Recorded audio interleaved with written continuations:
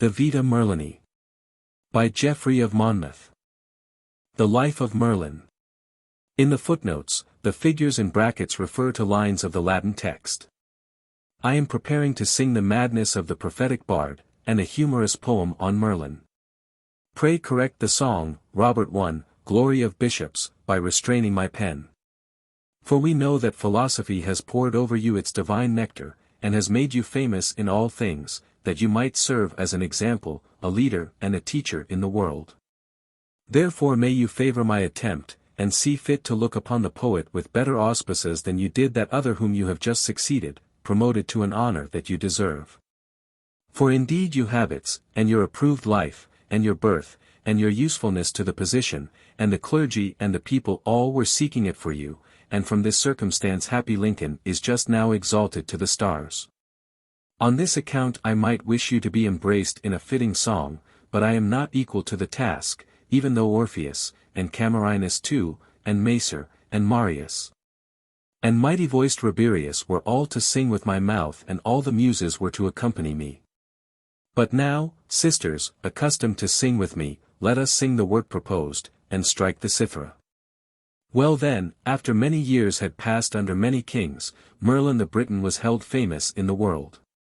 He was a king and prophet.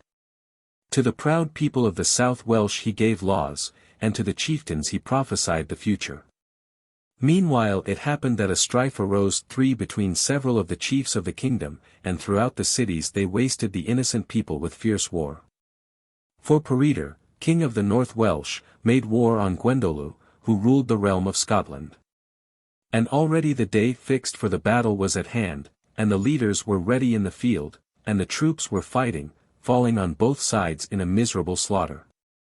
Merlin had come to the war with Peredur and so had Rhydderch, king of the Cumbrians, 5 both savage men.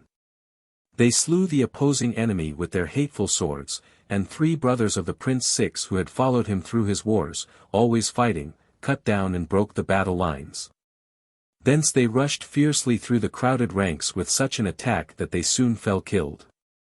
At this sight, Merlin, you grieved and poured out sad complaints throughout the army, and cried out in these words, could injurious fate be so harmful as to take from me so many and such great companions? Whom recently so many kings and so many remote kingdoms feared? O dubious lot of mankind! O death ever near, which has them always in its power, and strikes its hidden goad and drives out the wretched life from the body. O glorious youths, who now will stand by my side in arms, and with me will repel the chieftains coming to harm me, and the hosts rushing in upon me? Bold young men, your audacity has taken from you your pleasant years and pleasant youth.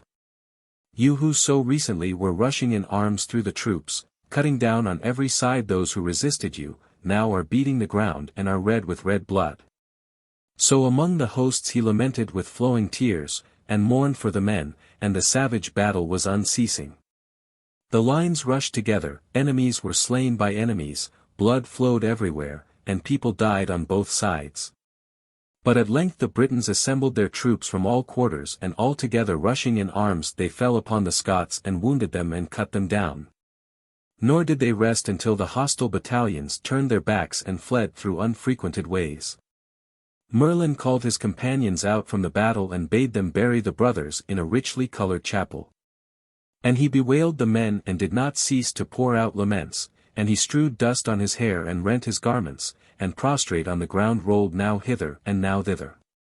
Peredur strove to console him and so did the nobles and princes, but he would not be comforted nor put up with their beseeching words.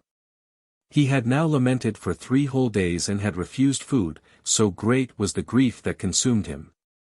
Then when he had filled the air with so many and so great complaints, new fury seized him 7 and he departed secretly, and fled to the woods not wishing to be seen as he fled. He entered the wood and rejoiced to lie hidden under the ash trees. He marveled at the wild beasts feeding on the grass of the glades, now he chased after them and again he flew past them. He lived on the roots of grasses and on the grass, on the fruit of the trees and on the mulberries of the thicket. He became a sylvan man just as though devoted to the woods. For a whole summer after this, hidden like a wild animal, he remained buried in the woods, found by no one and forgetful of himself and of his kindred. But when the winter came and took away all the grass and the fruit of the trees and he had nothing to live on, he poured out the following lament in a wretched voice. Christ, God of heaven, what shall I do? In what part of the world can I stay, since I see nothing here I can live on, neither grass on the ground nor acorns on the trees? Here once there stood 19 apple trees, 9 bearing apples every year, now they are not standing. Who has taken them away from me? Whither have they gone all of a sudden? Now I see them, now I do not.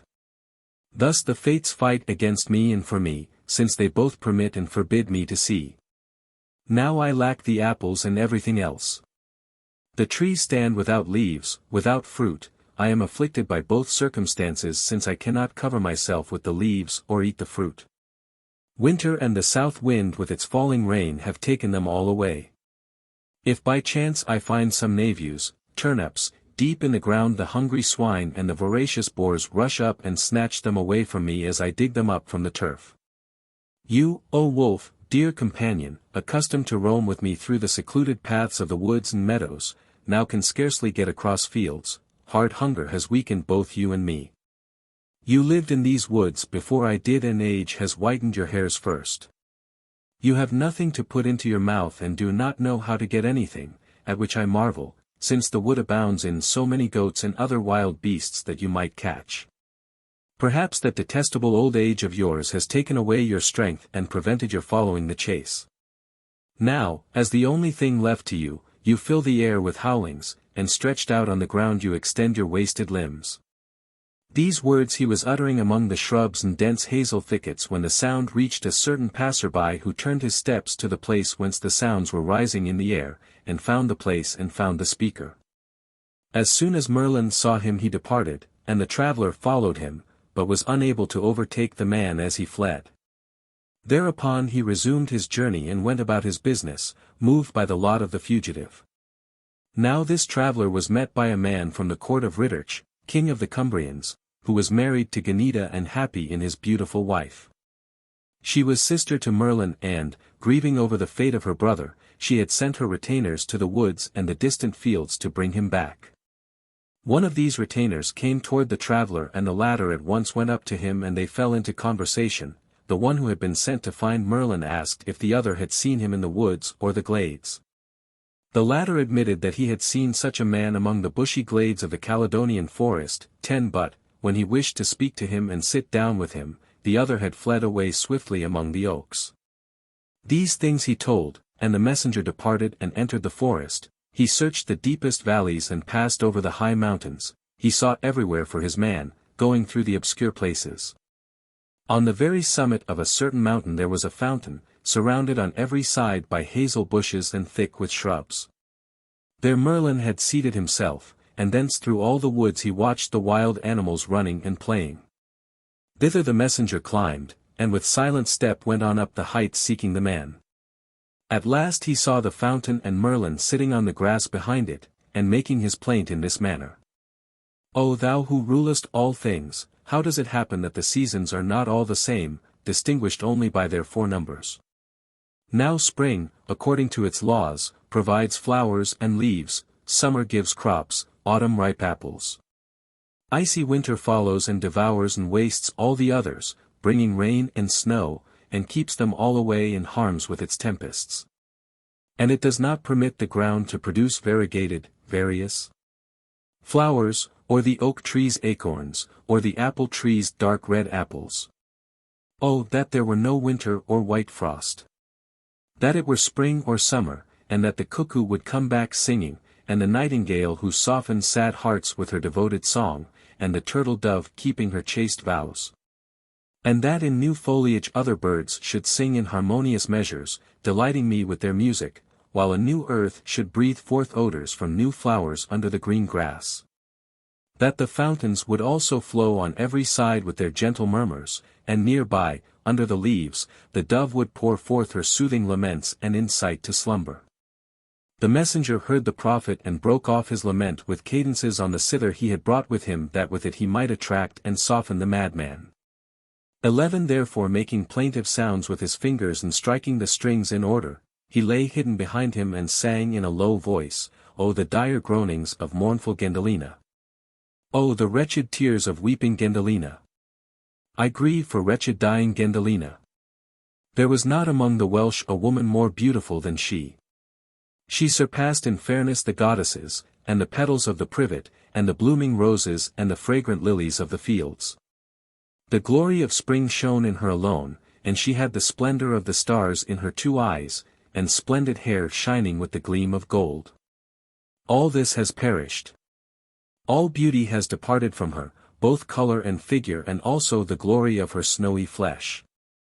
Now, worn with much weeping, she is not what she was, for she does not know where the prince has gone, or whether he is alive or dead. Therefore the wretched woman languishes and is totally wasted away through her long grief. With similar laments Ganieda weeps with her, and without consolation grieves for her lost brother. One weeps for her brother and the other for her husband, and both devote themselves to weeping and spend their time in sadness. No food nourishes them, nor does any sleep refresh them, wandering at night through the brushwood, so great is the grief that consumes them both. Not otherwise did Sidney and Dido grieve, and the ships had weighed anchor and Aeneas was in haste to depart, so most wretched Phyllis groaned and wept when Demophoon did not come back at the appointed time, thus Briseis wept for the absent Achilles. 12 Thus the sister and the wife grieved together, and burned continually and completely with inward agonies. The messenger sang thus to his plaintive lyre, and with his music soothed the ears of the prophet that he might become more gentle and rejoice with the singer. Quickly the prophet arose and addressed the young man with pleasant words, and begged him to touch once more the strings with his fingers and to sing again his former song. The latter therefore set his fingers to the lyre and played over again the song that was asked for, and by his playing compelled the man, little by little, to put aside his madness, captivated by the sweetness of the lute. So Merlin became mindful of himself, and he recalled what he used to be, and he wondered at his madness and he hated it. His former mind returned and his sense came back to him, and, moved by affection, he groaned at the names of his sister and of his wife, since his mind was now restored to him, and he asked to be led to the court of King Rhydderch. The other obeyed him, and straightway they left the woods and came, rejoicing together, to the city of the king. So the queen was delighted by regaining her brother, and the wife became glad over the return of her husband. They vied with each other in kissing him, and they twined their arms about his neck, so great was the affection that moved them. The king also received him with such honor as was fitting, and the chieftains who thronged the palace rejoiced in the city. But when Merlin saw such great crowds of men present, he was not able to endure them. He went mad again, and, filled anew with fury, he wanted to go to the woods, and he tried to get away by stealth. Then Rhydderch ordered him to be restrained and a guard posted over him, and his madness to be softened with the cither. And he stood about him grieving, and with imploring words begged the man to be sensible and to stay with him, and not to long for the grove or to live like a wild beast. Or to want to abide under the trees when he might hold a royal scepter and rule over a warlike people. After that he promised that he would give him many gifts, and he ordered people to bring him clothing and birds, dogs and swift horses, gold and shining gems, and cups that Wayland had engraved in the city of Saguntium. 13 Every one of these things Rhydderch offered to the prophet and urged him to stay with him and leave the woods. The prophet rejected these gifts, saying, "Let the dukes who are troubled by their own poverty have these, they who are not satisfied with a moderate amount but desire a great deal. To these gifts I prefer the groves and broad oaks of Caledon, and the lofty mountains with green pastures at their feet. Those are the things that please me, not these of yours. Take these away with you, King Rhydderch. My Caledonian forest rich in nuts, the forest that I prefer to everything else, shall have me." Finally, since the king could not retain the sad man by any gifts, he ordered him to be bound with a strong chain lest, if free, he might seek the deserted groves.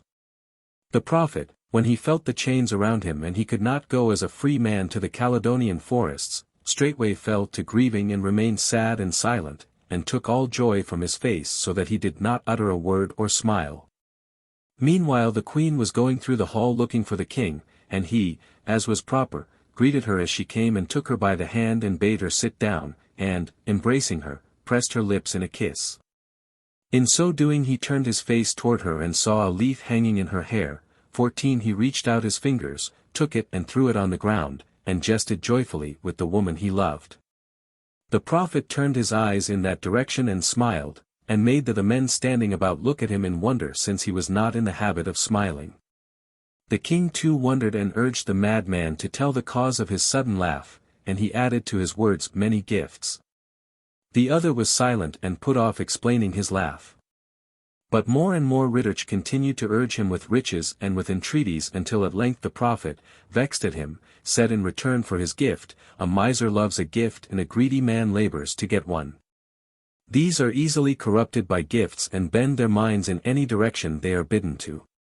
What they have is not enough for them, but for me the acorns of pleasant Caledon and the shining fountains flowing through fragrant meadows are sufficient. I am not attracted by gifts. Let the miser take his, and unless liberty is given me and I go back to the green woodland valleys I shall refuse to explain my laughter." Therefore when Rhydderch found that he could not influence the prophet by any gift, and he could not find out the reason for the laughter, straightway he ordered the chains to be loosed and gave him permission to seek the deserted groves, that he might be willing to give the desired explanation. Then Merlin, rejoicing that he could go, said, "This is the reason I laughed, Rhydderch. You were by a single act both praiseworthy and blameworthy. When just now you removed the leaf that the queen had in her hair without knowing it, you acted more faithfully toward her than she did toward you when she went under the bush where her lover met her and lay with her. And while she was lying there supine with her hair spread out, by chance there caught in it the leaf that you, not knowing all this, removed." Rhydderch suddenly became sad at this accusation and turned his face from her and cursed the day he had married her. But she, not at all moved, hid her shame behind a smiling face and said to her husband, "Why are you sad, my love? Why do you become so angry over this thing and blame me unjustly, and believe a madman who, lacking sound sense, mixes lies with the truth? The man who believes him becomes many times more a fool than he is. Now then, watch, and if I am not mistaken I will show you that he is crazy and has not spoken the truth." There was in the hall a certain boy, one of many, and the ingenious woman catching sight of him straightway thought of a novel trick by which she might convict her brother of falsehood. 15 So she ordered the boy to come in and asked her brother to predict by what death the lad should die. He answered, "Dearest sister, he shall die, when a man, by falling from a high rock." Smiling at these words, she ordered the boy to go away and take off the clothes he was wearing and put on others and to cut off his long hair. She bade him come back to them thus that he might seem to them a different person. The boy obeyed her, for he came back to them with his clothes changed as he had been ordered to do. Soon the queen asked her brother again, "Tell your dear sister what the death of this boy will be like." Merlin answered, "This boy when he grows up shall, while out of his mind, meet with a violent death in a tree." When he had finished she said to her husband, "Could this false prophet lead you so far astray as to make you believe that I had committed so great a crime? And if you will notice with how much sense he has spoken this about the boy, you will believe that the things he said about me were made up so that he might get away to the woods. Far be it from me to do such a thing. I shall keep my bed chaste, and chaste shall I always be while the breath of life is in me. I convicted him of falsehood when I asked him about the death of the boy. Now I shall do it again, pay attention and judge." When she had said this she told the boy in an aside to go out and put on woman's clothing, and to come back thus. Soon the boy left and did as he was bid, for he came back in woman's clothes just as though he were a woman, and stood in front of Merlin to whom the queen said banteringly, "Say brother, tell me about the death of this girl." "Girl or not she shall die in the river," said her brother to her, which made King Rhydderch laugh at his reasoning, since when asked about the death of a single boy Merlin had predicted 3 different kinds. Therefore Rhydderch thought he had spoken falsely about the queen, and did not believe him, but grieved, and hated the fact that he had trusted him and had condemned his beloved. The queen, seeing this, forgave him and kissed and caressed him and made him joyful. Meanwhile Merlin planned to go to the woods, and he left his dwelling and ordered the gates to be opened. But his sister stood in his way and with rising tears begged him to remain with her for a while and to put aside his madness. The hard-hearted man would not desist from his project but kept trying to open the doors, and he strove to leave and raged and fought and by his clamour forced the servants to open. At length, since no one could hold him back when he wanted to go, the queen quickly ordered Gwenddoleu, who was absent, to come to make him desist. She came and on her knees begged him to remain. But he spurned her prayers and would not stay, nor would he, as he was accustomed to do, look upon her with a joyful face. She grieved and dissolved in tears and tore her hair, and scratched her cheeks with her nails and rolled on the ground as though dying.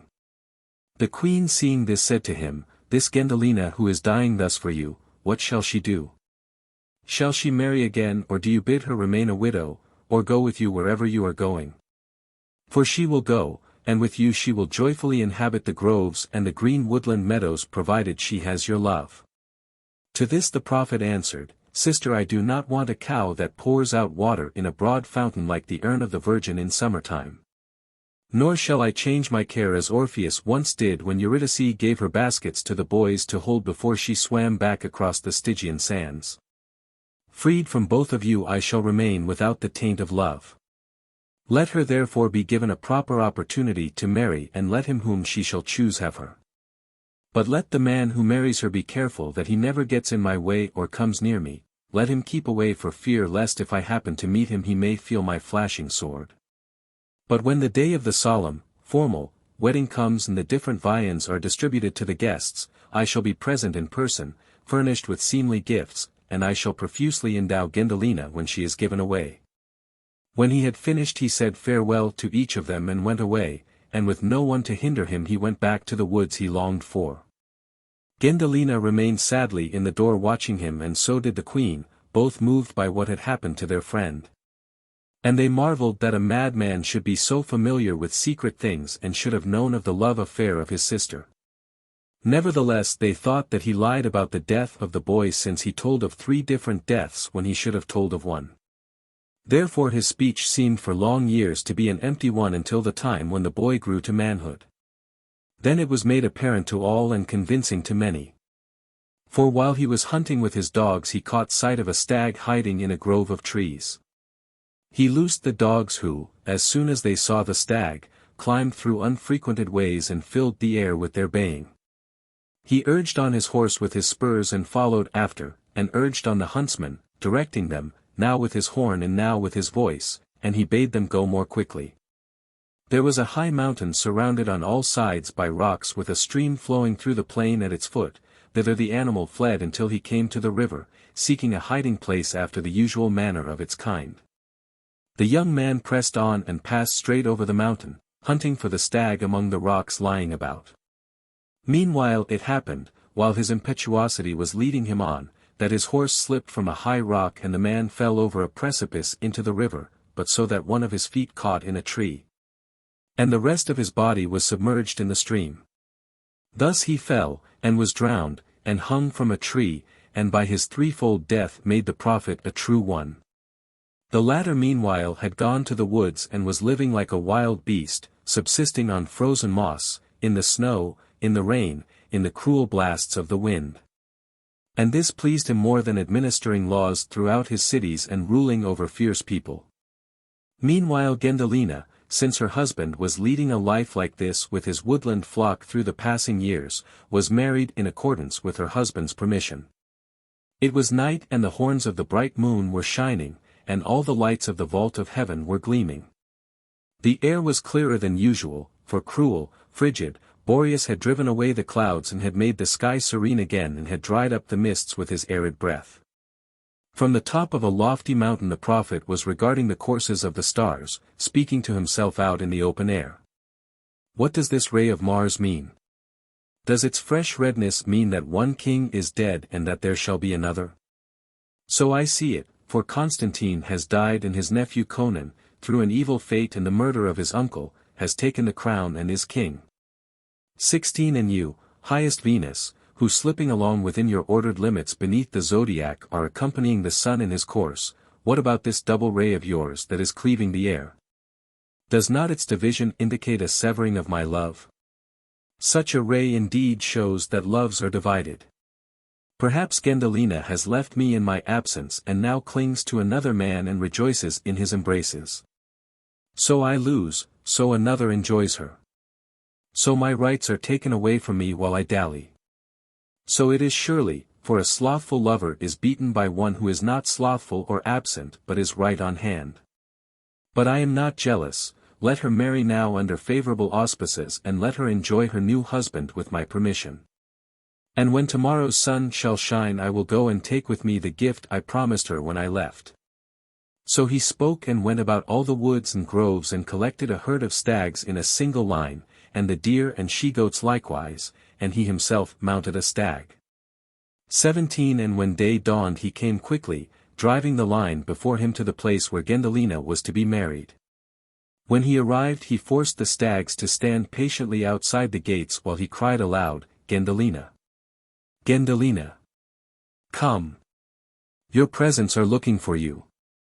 Gwenddoleu therefore came quickly, smiling and marveling that the man was riding on the stag and that it obeyed him. And that he could get together so large a number of animals and drive them before him just as a shepherd does the sheep that he is in the habit of driving to the pastures.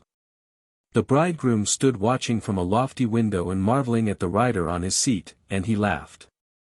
But when the prophet saw him and understood who he was, at once he wrenched the horns from the stag he was riding and shook them and threw them at the man and completely smashed his head in, and killed him and drove out his life into the air. With a quick blow of his heels he set the stag flying and was on his way back to the woods. At these happenings the servants rushed out from all sides and quickly followed the prophet through the fields.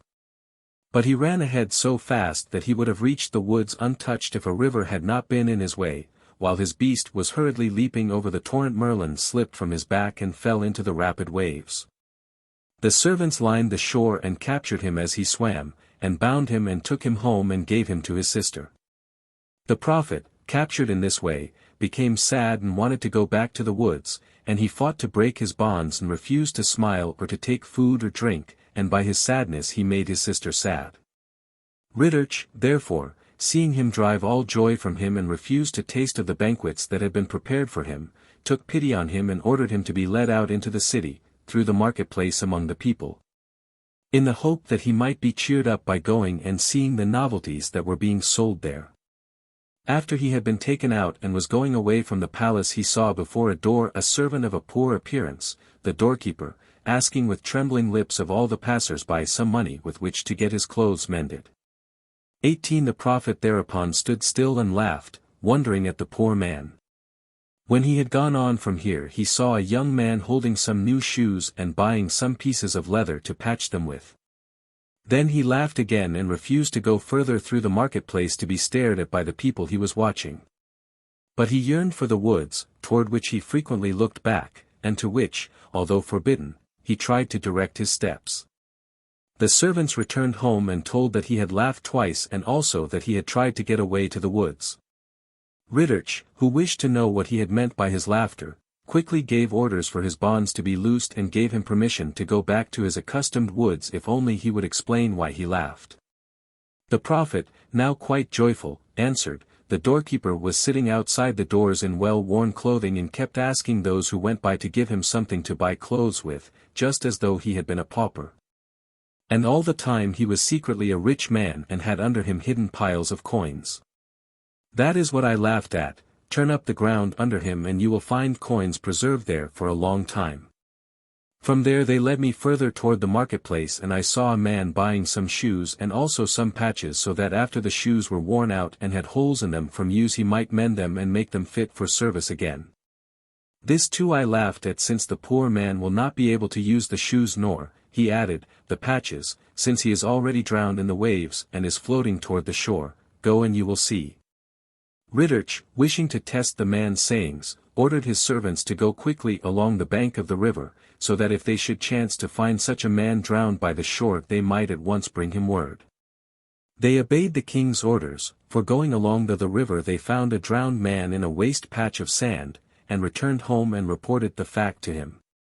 But the king meanwhile, after sending away the doorkeeper, had dug and turned up the ground and found a treasure placed under it, and laughingly he worshipped the prophet. After these things had happened, the prophet was making haste to go to the woods he was accustomed to, hating the people in the city. The queen advised him to stay with her and to put off his desired trip to the woods until the cold of white winter, which was then at hand, should be over. And summer should return again with its tender fruits on which he could live while the weather grew warm from the sun. He refused, and desirous of departing and scorning the winter, he said to her, "O dear sister, why do you labor to hold me back? Winter with his tempests cannot frighten me, nor icy Boreas when he rages with his cruel blasts and suddenly injures the flocks of sheep with hail, neither does Auster disturb me when its rain clouds shed their waters. Why should I not seek the deserted groves and the green woodlands? Content with a little I can endure the frost. There under the leaves of the trees among the odorous blossoms I shall take pleasure in lying through the summer.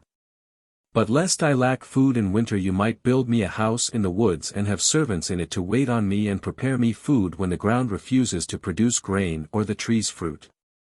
Before the other buildings build me a remote one with 70 doors and as many windows through which I may watch fire-breathing Phoebus and Venus and the stars gliding from the heavens by night.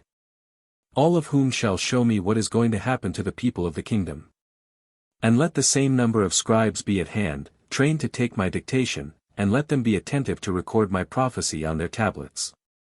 19 You two are to come often, dear sister, and then you can relieve my hunger with food and drink." After he had finished speaking, he departed hastily for the woods. His sister obeyed him and built the place he had asked for, and the other houses and whatever else he had bid her. But he, while the apples remained and Phoebus was ascending higher through the stars, rejoiced to remain beneath the leaves and to wander through the groves with their soothing breezes. Then winter came, harsh with icy winds, and despoiled the ground and the trees of all their fruit, and Merlin lacked food because the rains were at hand, and he came, sad and hungry, to the aforesaid place. Thither the queen often came and rejoiced to bring her brother both food and drink. He, after he had refreshed himself with various kinds of edibles, would arise and express his approval of his sister. Then wandering about the house he would look at the stars while he prophesied things like these which he knew were going to come to pass. O madness of the Britons, whom a plenitude, always excessive, of riches exalts more than is seemly. 20 They do not wish to enjoy peace but are stirred up by the Furies' goad. They engage in civil wars and battles between relatives, and permit the church of the Lord to fall into ruin, the holy bishops they drive into remote lands. The nephews of the Boar of Cornwall 21 cast everything into confusion, and setting snares for each other engage in a mutual slaughter with their wicked swords. They do not wish to wait to get possession of the kingdom lawfully, but seize the crown. The fourth 22 from them shall be more cruel and more harsh still. Him shall a wolf from the sea conquer in fight and shall drive defeated beyond the Severn through the kingdoms of the barbarians. This latter shall besiege Cirencesta with a blockade and with sparrows, and shall overthrow its walls to their very bases. He shall seek the Gauls in his ship, but shall die beneath the weapon of a king. Rhydderch shall die, 23 After whom long discord shall hold the Scots and the Cumbrians for a long time until Cumbria shall be granted to his growing tusk. The Welsh shall attack the men of Gwent, 24 And afterwards those of Cornwall, and no law shall restrain them.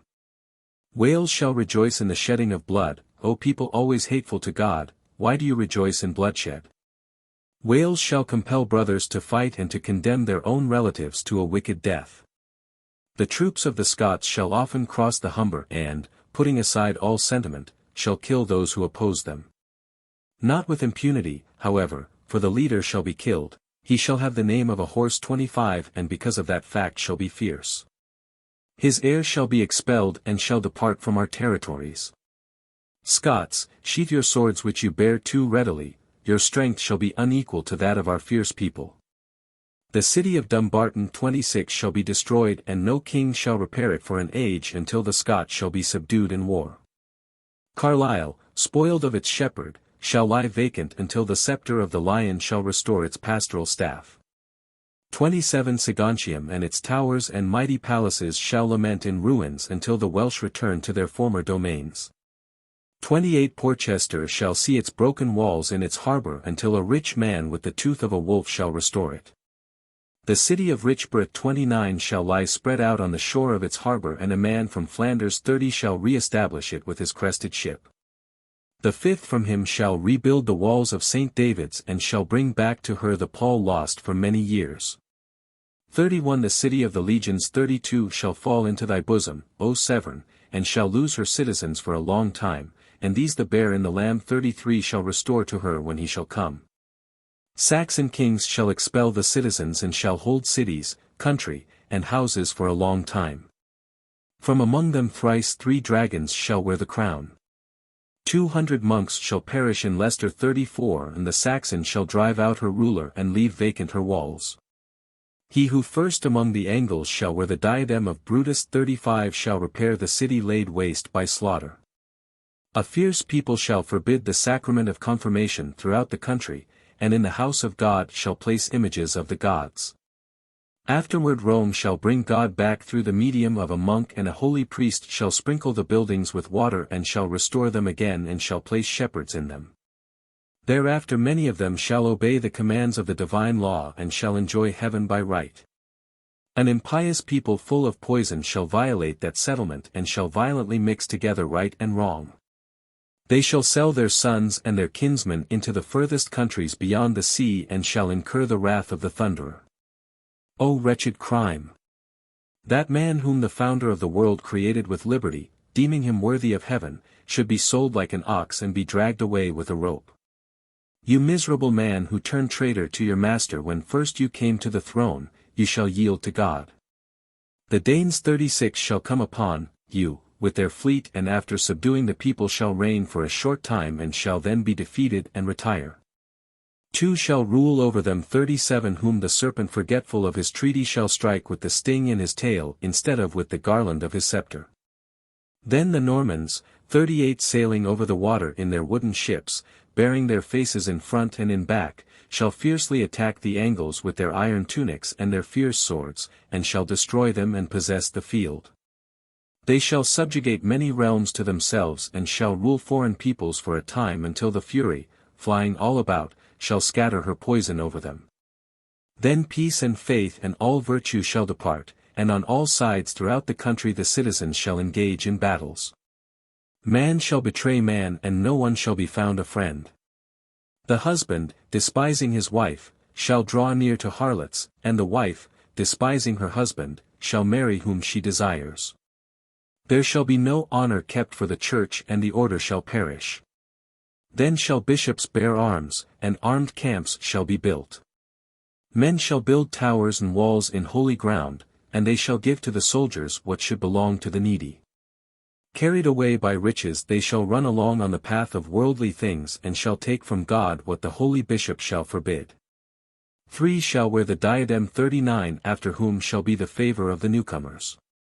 A 4th shall be an authority whom awkward piety shall injure until he shall be clothed in his father, so that girded with boar's teeth he shall cross the shadow of the helmeted man. 44 shall be anointed, seeking in turn the highest things, and 2 shall succeed who shall so wear the diadem that they shall induce the Gauls to make war on them. The 6th shall overthrow the Irish and their walls, and pious and prudent shall renew the people and the cities. All these things I formerly predicted more at length to Vortigern in explaining to him the mystic war of the 2 dragons when we sat on the banks of the drained pool. 40 But you, dear sister, go home to see the king dying and bid Taliesin come, as I wish to talk over many things with him, for he has recently come from the land of Brittany where he learned sweet philosophy of Gildas the Wise. 41. Ganieda returned home and found that Taliesin had returned and the prince was dead and the servants were sad. She fell down lamenting among her friends and tore her hair and cried, Women, lament with me the death of Rhydderch and weep for a man such as our earth has not produced hitherto in our age so far as we know. He was a lover of peace, for he so ruled a fierce people that no violence was done to anyone by anyone else. He treated the holy priest with just moderation 42 and permitted the highest and the lowest to be governed by law. He was generous, for he gave away much and kept scarcely anything. He was all things to all men, doing whatever was seemly, flower of knights, glory of kings, pillar of the kingdom. Woe is me! For what you were, now so unexpectedly you have become food for worms, and your body moulders in the urn. Is this the bed prepared for you after fine silks? Is it true that your white flesh and royal limbs will be covered by a cold stone, that you will be nothing but dust and bones?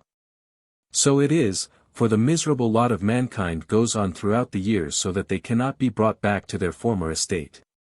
Therefore there is no profit in the bravery of the transient world that flees and returns, deceives and injures the mighty.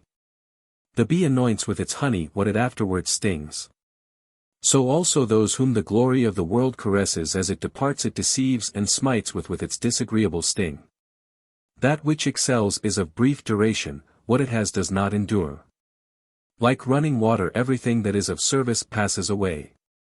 What is a rose if it blushes, a snowy lily if it blooms, a man or a horse or anything else if it is fair? These things should be referred to the Creator, not to the world. Happy therefore are those who remain firm in a pious heart and serve God and renounce the world. To them Christ who reigns without end, the Creator of all things, shall grant to enjoy perpetual honor. Therefore I leave you, ye nobles, ye lofty walls, household gods, sweet sons, and all the things of the world. In company with my brother I shall dwell in the woods and shall worship God with a joyful heart, clothed in a black mantle. So she spoke, giving her husband his due, and she inscribed on his tomb this verse, Rhydderch the generous, than whom there was no one more generous in the world, a great man rests in this small urn. 43. Meanwhile Taliesin had come to see Merlin the prophet who had sent for him to find out what wind or rain storm was coming up, for both together were drawing near and the clouds were thickening. He drew the following illustrations under the guidance of Minerva his associate. Out of nothing the Creator of the world produced 4 elements, that they might be the prior cause as well as the material for creating all things when they were joined together in harmony. 40 For the heaven which he adorned with stars and which stands on high and embraces everything like the shell surrounding a nut. Then he made the air, for forming sounds, through the medium of which day and night present the stars. The sea which girds the land in 4 circles, and with its mighty refluence so strikes the air as to generate the winds which are said to be 4 in number. As a foundation he placed the earth, standing by its own strength and not lightly moved, which is divided into 5 parts, whereof the middle one is not habitable because of the heat and the 2 furthest are shunned because of their cold. To the last 2 he gave moderate temperature and these are inhabited by men and birds and herds of wild beasts. He added clouds to the sky so that they might furnish sudden showers to make the fruits of the trees and of the ground grow with their gentle sprinkling. With the help of the sun these are filled like water skins from the rivers by a hidden law, and then, rising through the upper air, they pour out the water they have taken up, driven by the force of the winds. From them come rain storms, snow, and round hail when the cold damp wind breathes out its blasts which, penetrating the clouds, drive out the streams just as they make them. Each of the winds takes to itself a nature of its own from its proximity to the zone where it is born. Beyond the firmament in which he fixed the shining stars he placed the ethereal heaven and gave it as a habitation to troops of angels whom the worthy contemplation and marvelous sweetness of God refresh throughout the ages. This also he adorned with stars and the shining sun, laying down the law by which the star should run within fixed limits through the part of heaven entrusted to it. He afterwards placed beneath this the airy heavens, shining with the lunar body, which throughout their high places abound in troops of spirits who sympathize or rejoice with us as things go well or ill. They are accustomed to carry the prayers of men through the air and to beseech God to have mercy on them, and to bring back intimations of God's will either in dreams or by voice or by other signs, through doing which they become wise. The space beyond the moon abounds in evil demons, who are skilled to cheat and deceive and tempt us. Often they assume a body made of air and appear to us and many things often follow. They even hold intercourse with women and make them pregnant, generating in an unholy manner. 45 So therefore he made the heavens to be inhabited by 3 orders of spirits that each one might look out for something and renew the world from the renewed seed of things. The sea too he distinguished by various forms that from itself it might produce the forms of things, generating throughout the ages. Indeed, part of it burns and part freezes and the third part, getting a moderate temperature from the other two, ministers to our needs. That part which burns surrounds a gulf and fierce people, and its diverse streams, flowing back, separate this from the orb of the earth, increasing fire from fire. Thither descend those who transgress the laws and reject God. Whither their perverse will leads them they go, eager to destroy what is forbidden to them. There stands the stern-eyed judge holding his equal balance and giving to each one his merits and his deserts. The second part, which freezes, rolls about the foreshore sands which it is the first to generate from the nearby vapor when it is mingled with the ray of Venus' star. This star, the Arabs say, makes shining gems when it passes through Pisces, the fishes, while its waters look back at the flames. These gems by their virtues benefit the people who wear them, and make many well and keep them so. These two the Maker distinguished by their kinds, as he did all things, that we might discern from their forms and from their colors of what kinds they are and of what manifest virtues. The third form of the sea which circles our orb furnishes us many good things owing to its proximity. For it nourishes fishes and produces salt in abundance, and bears back and forth ships carrying our commerce, by the profits of which the poor man becomes suddenly rich.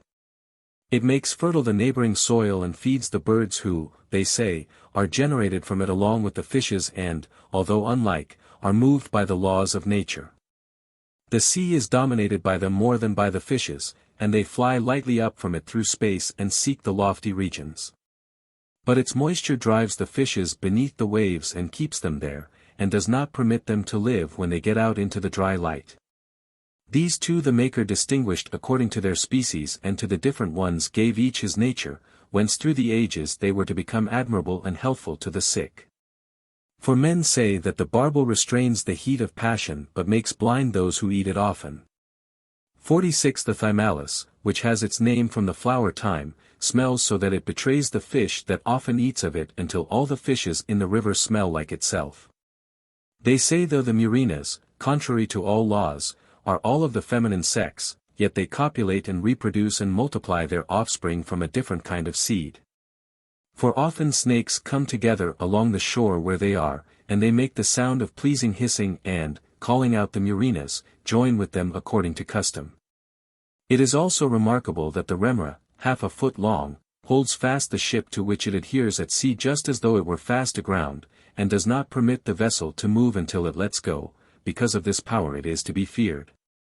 And that which they call the swordfish because it does injury with its sharp beak, people often fear to approach with a ship when it is swimming, for if it is captured it at once makes a hole in the vessel, cuts it in pieces, and sinks it suddenly in a whirlpool.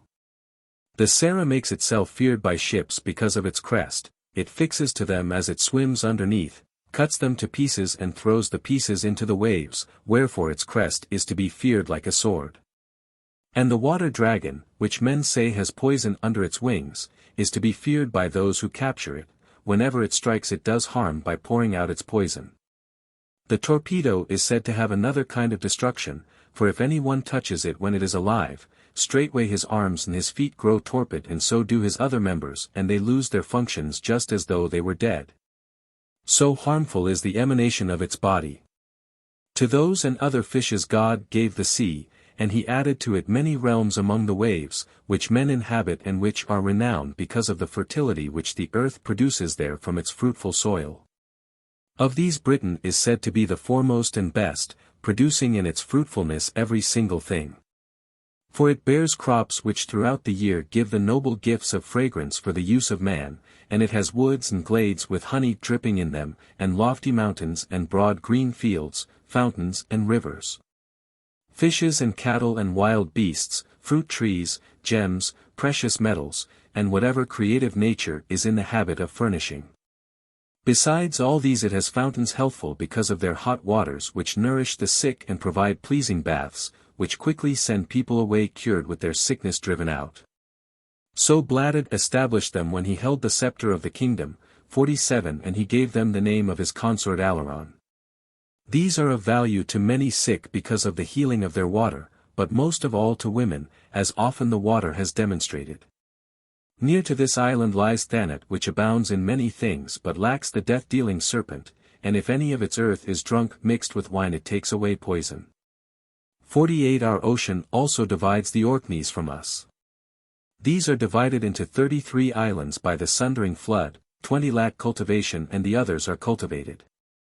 Thule receives its name, furthest, from the sun, because of the solstice which the summer sun makes there, turning its rays and shining no further, and taking away the day, so that always throughout the long night the air is full of shadows. And making a bridge congealed by the benumbing cold, which prevents the passage of ships. The most outstanding island after our own is said to be Ireland with its happy fertility. It is larger and produces no bees, and no birds except rarely, and it does not permit snakes to breed in it. Whence it happens that if earth or a stone is carried away from there and added to any other place it drives away snakes and bees. The island of Gades lies next to Herculean Gades, and there grows there a tree from whose bark a gum drips out of which gems are made, breaking all laws. The Hesperides are said to contain a watchful dragon who, men say, guards the golden apples under the leaves. The Gorgades are inhabited by women with goats' bodies who are said to surpass hares in the swiftness of their running. Chryse and Chryse bear, it is said, gold and silver just as Corinth does common stones. Sri Lanka blooms pleasantly because of its fruitful soil, for it produces 2 crops in a single year. Twice it is summer, twice spring, twice men gather grapes and other fruits, and it is also most pleasing because of its shining gems. Tiles produces flowers and fruits in an eternal spring, green throughout the seasons. The island of apples which men call, the Fortunate Isle, gets its name from the fact that it produces all things of itself. The fields there have no need of the plows of the farmers and all cultivation is lacking except what nature provides. Of its own accord it produces grain and grapes, and apple trees grow in its woods from the close-clipped grass. The ground of its own accord produces everything instead of merely grass, and people live there 100 years or more. Their 9 sisters rule by a pleasing set of laws those who come to them from our country. 49 She who is first of them is more skilled in the healing art, and excels her sisters in the beauty of her person. Morgan is her name, and she has learned what useful properties all the herbs contain, so that she can cure sick bodies. She also knows an art by which to change her shape, and to cleave the air on new wings like Daedalus. When she wishes she is at Brest, Chartres, or Pavia, 50 and when she will she slips down from the air onto your shores.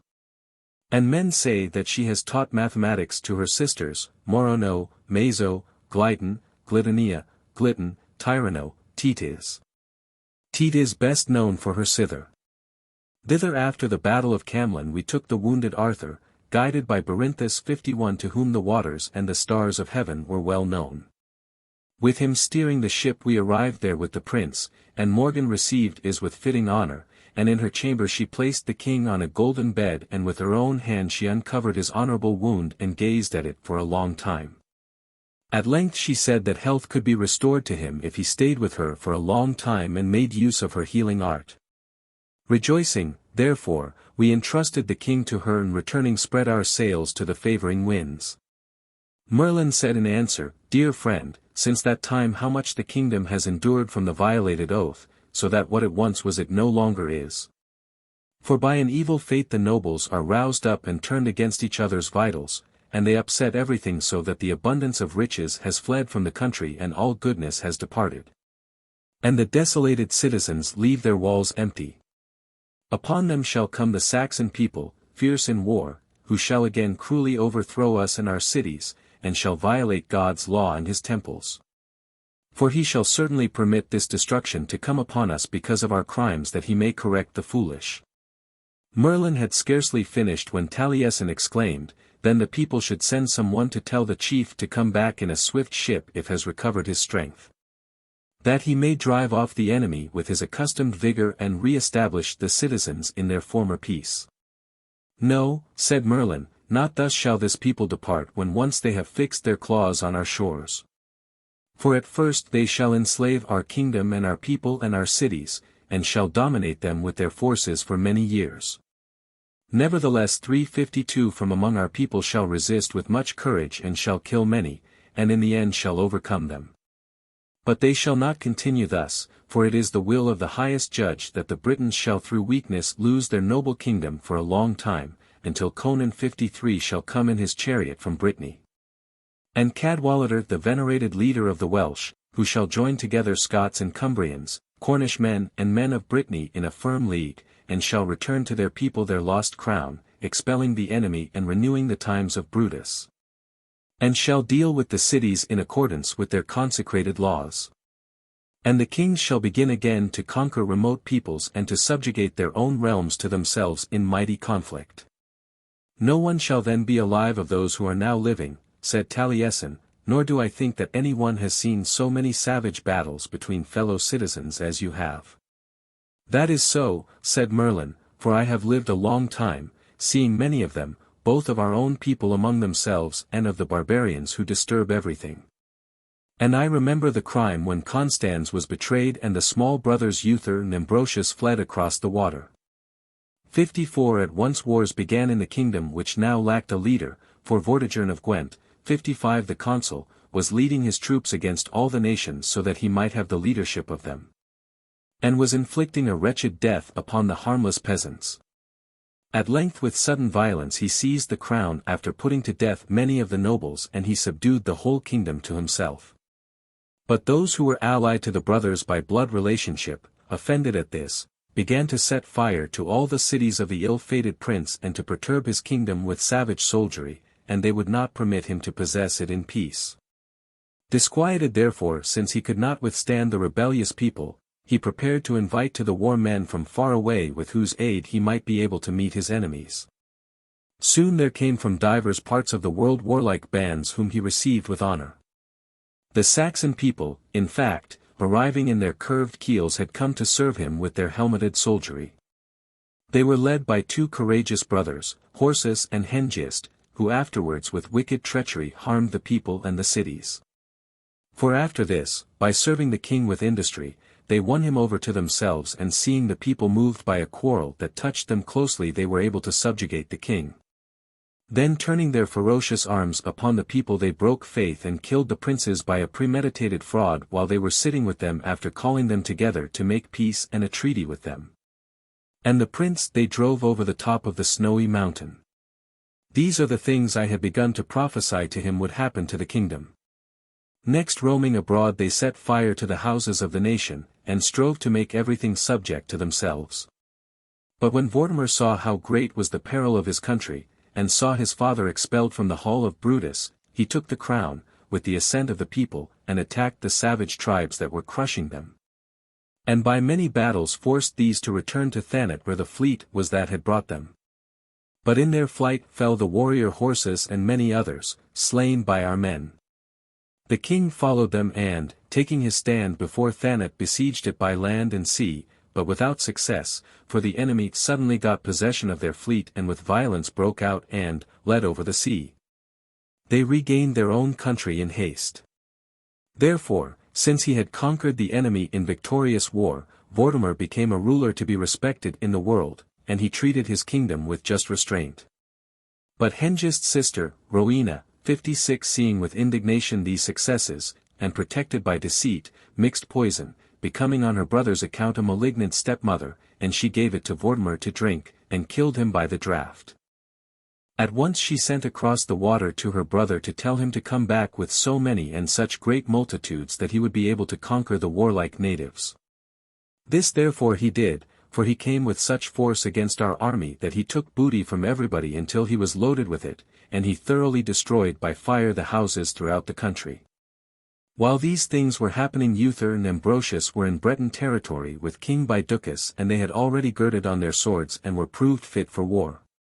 And had associated with themselves troops from all directions so that they might seek their native land and put to flight the people who were busy wasting their patrimony.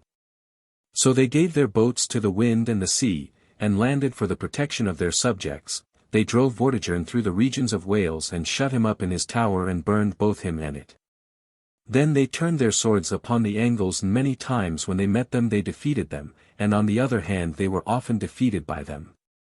At length in a hand-to-hand conflict our men with great effort attacked the enemy and defeated them decisively, and killed Hengist, and by the will of Christ triumphed. After these things had been done, the kingdom and its crown were with the approval of clergy and laity given to Ambrosius, and he ruled justly in all things, but after the space of 16 years had elapsed he was betrayed by his doctor, and died from drinking poison. His younger brother Uther succeeded him, and at first was unable to maintain his kingdom in peace, for the perfidious people, accustomed by now to return, came and laid waste everything with their usual phalanx. Uther fought them in savage battles and drove them conquered across the water with returning oars. Soon he put aside strife and re-established peace and begot a son who afterwards was so eminent that he was second to none in uprightness. Arthur was his name, and he held the kingdom for many years after the death of his father Uther, and this he did with great grief and labor, and with the slaughter of many men in many wars. For while the aforesaid chief lay ill, from Anglia came a faithless people who with swords subdued all the country and the regions across the Humber. Arthur was a boy, and on account of his youth he was not able to defeat such a force. Therefore after seeking the advice of clergy and laity he sent to Hole, king of Brittany, and asked him to come to his aid with a swift fleet, for they were united by ties of blood and friendship, so that each was bound to relieve the distresses of the other. Hole therefore quickly collected for the war fierce men from every side and came to us with many thousands, and joining with Arthur he attacked the enemy often, and drove them back and made terrible slaughter. With his help Arthur was secure and strong among all the troops when he attacked the enemy, whom at length he conquered and forced to return to their own country, and he quieted his own kingdom by the moderation of his laws. Soon after this struggle he changed the scene of the war, and subdued the Scots and Irish and all these warlike countries by means of the forces he had brought. He also subjugated the Norwegians far away across the broad seas, and the Danes whom he had visited with his hated fleet. He conquered the people of the Gauls after killing Frollo, to whom the Roman power had given the care of that country.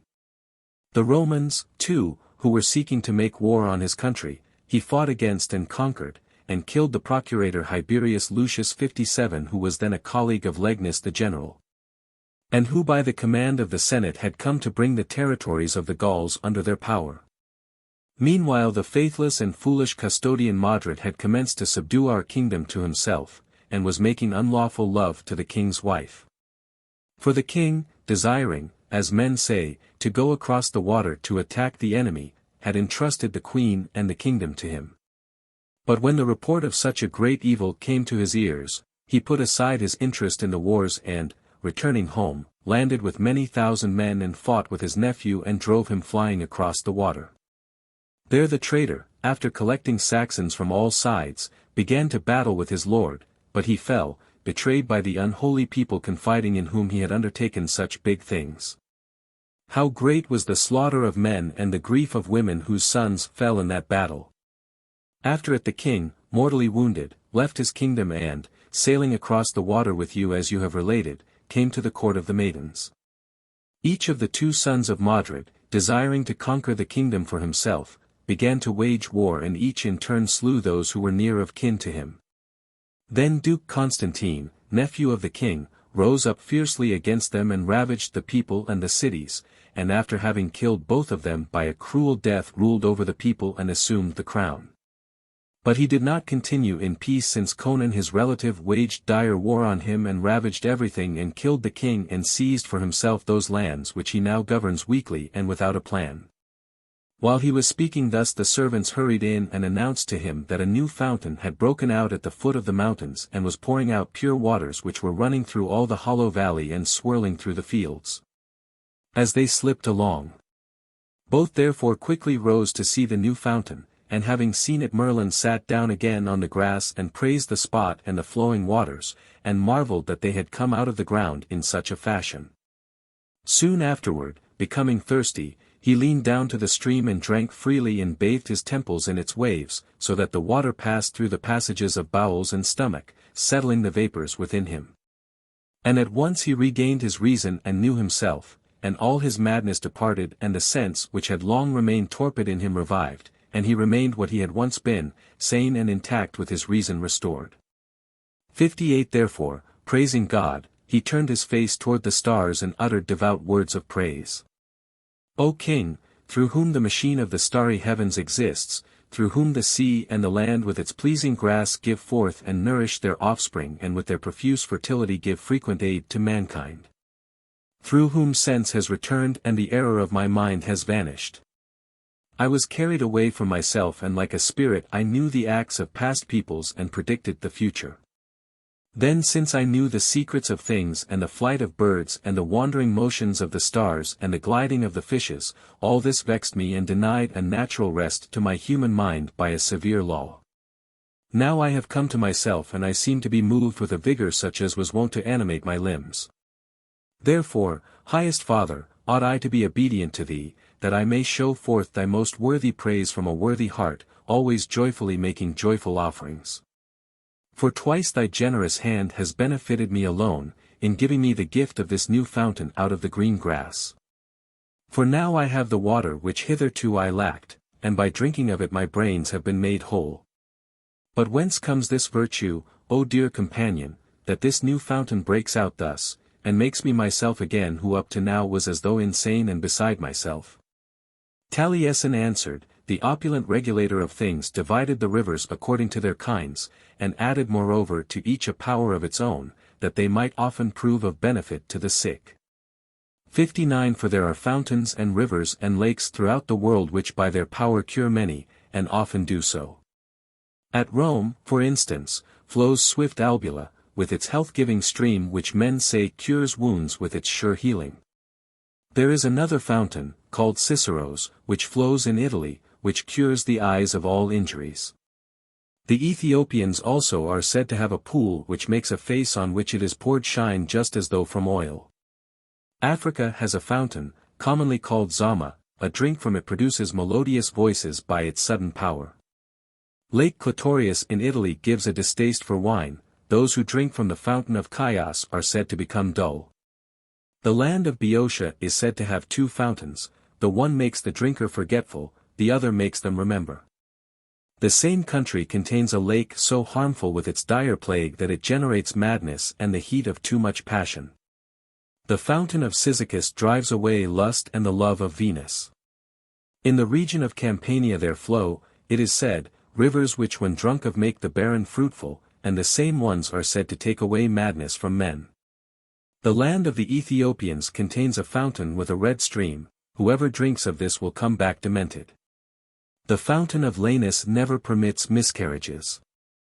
There are two fountains in Sicily, one of which makes girls sterile and the other makes them fruitful by its kindly law. There are two rivers in Thessaly of the greatest power. A sheep drinking of one turns black and is made white by the other, and any one drinking of both spends its life with a variegated fleece. There is a lake called Clitumnus in the Umbrian land which is said at times to produce large oxen, and in the Rhaetine swamp the hooves of horses become hard as soon as they cross its sands. In the asphalt lake of Judea bodies can never sink while life animates them, but on the other hand the land of India has a pool called Sida in which nothing floats but sinks at once to the bottom. And there is a lake Aloe in which nothing sinks but all things float even if they are pieces of lead. The fountain of Myrddin also compels stones to float. The river Styx flows from a rock and kills those who drink of it. The land of Arcadia bears testimony to this form of destruction. The fountain of Idumea, changing 4 times throughout the days, is said to vary its color by a strange rule. For it becomes muddy, then green, then the order changes and it turns red and then becomes clear with a beautiful stream. It is said to retain each of these colors for 3 months as the years roll around. There is also a lake Troglodytis whose waves flow out, 3 times in the day bitter, and 3 times sweet with a pleasant taste. From a fountain of Epirus torches are said to be lighted, and if extinguished to resume their light again. The fountain of the Garamantes is said to be so cold in the daytime, and on the other hand so hot all night, that it forbids approach on account of its cold or its heat. There are also hot waters that threaten many because of the heat which they get when they flow through alum or sulfur which have a fiery power, pleasant for healing. God endowed the rivers with these powers and others so that they might be the means of quick healing for the sick, and so that they might make manifest with what power the Creator stands eminent among things while he works thus in them.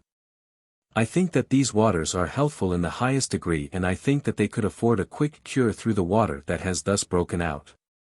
They have up to now been flowing about through the dark hollows under the earth like many others that are said to trickle underground. Perhaps their breaking out is due to an obstacle getting in their way, or to the slipping of a stone or a mass of earth. I think that, in making their way back again, they have gradually penetrated the ground and have given us this fountain. You see many such flow along and return again underground and regain their caverns.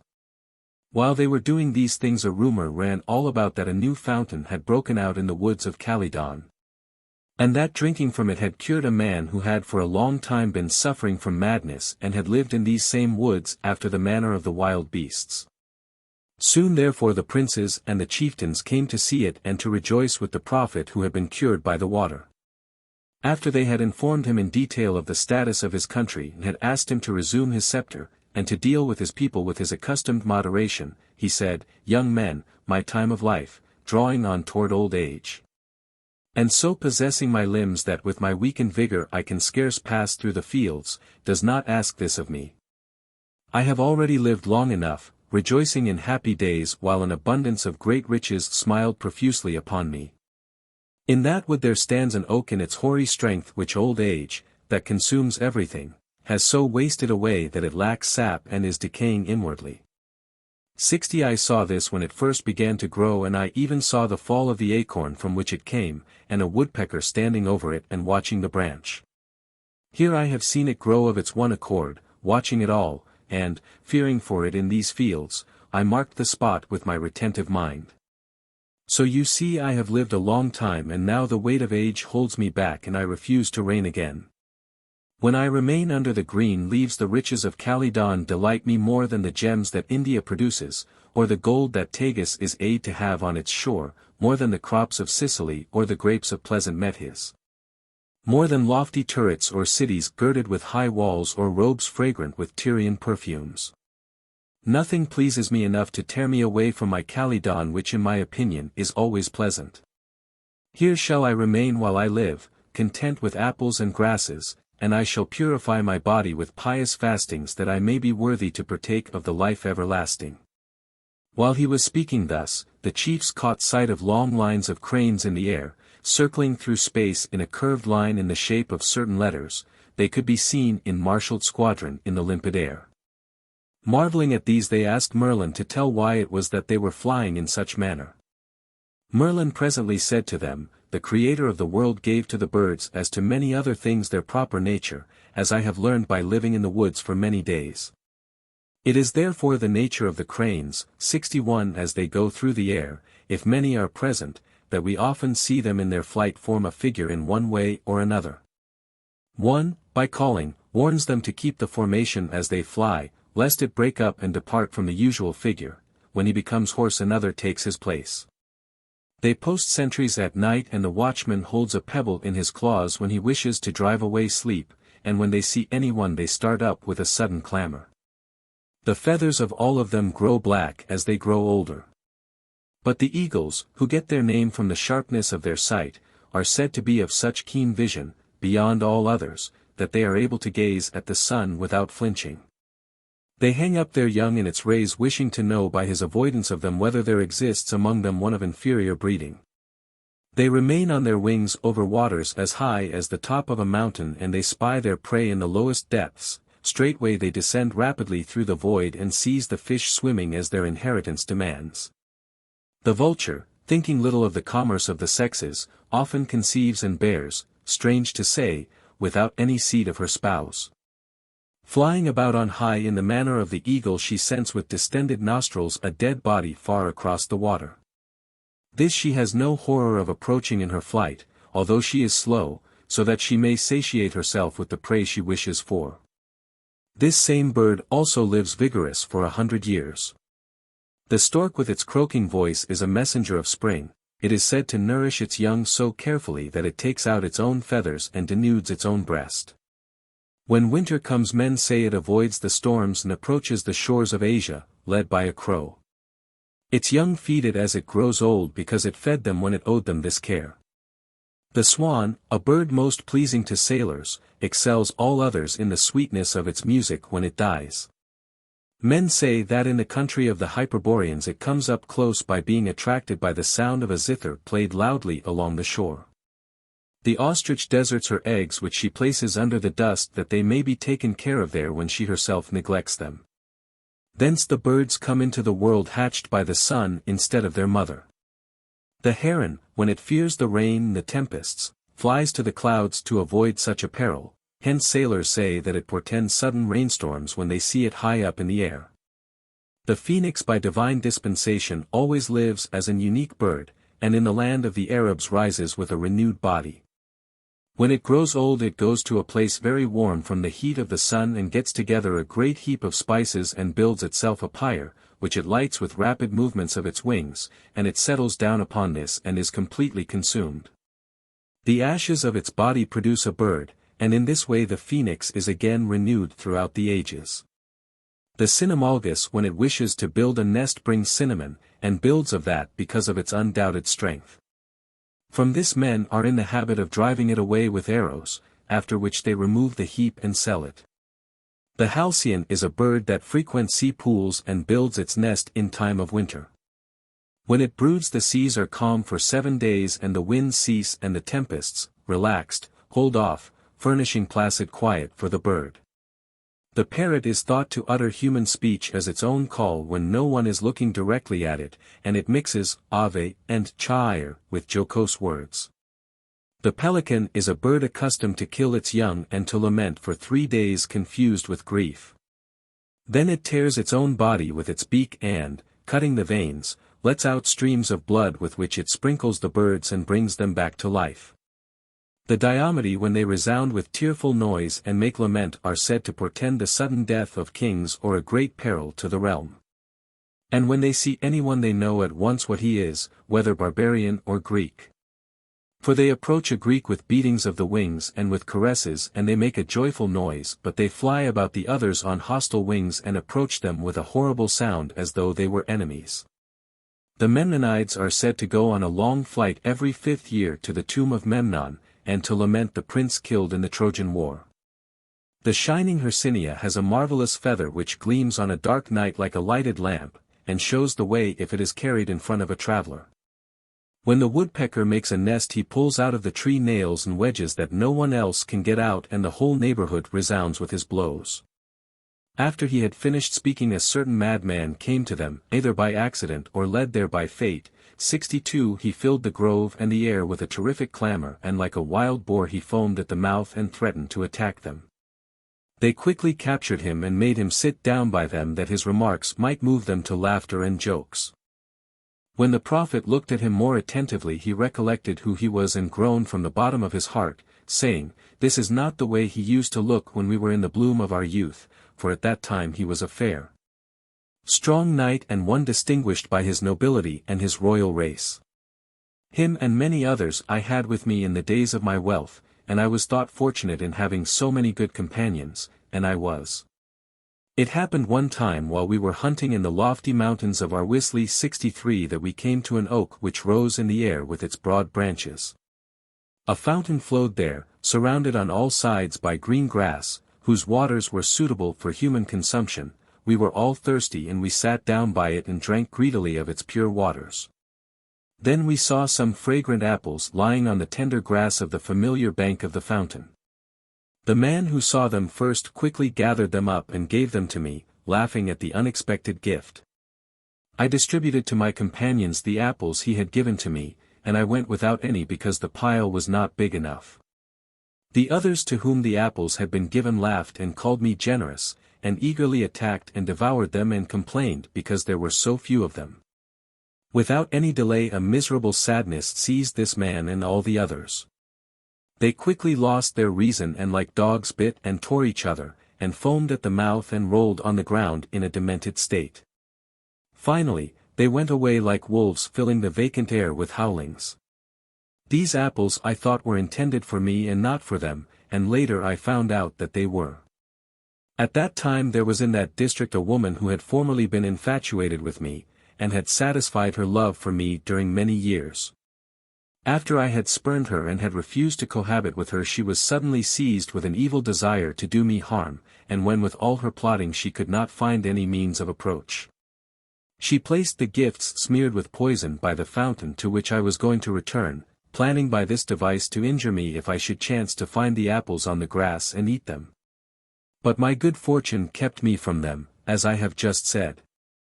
I pray you, make this man drink of the healthful waters of this new fountain, so that, if by chance he get back his health, he may know himself and may, while his life lasts, labor with me in these glades in service to God."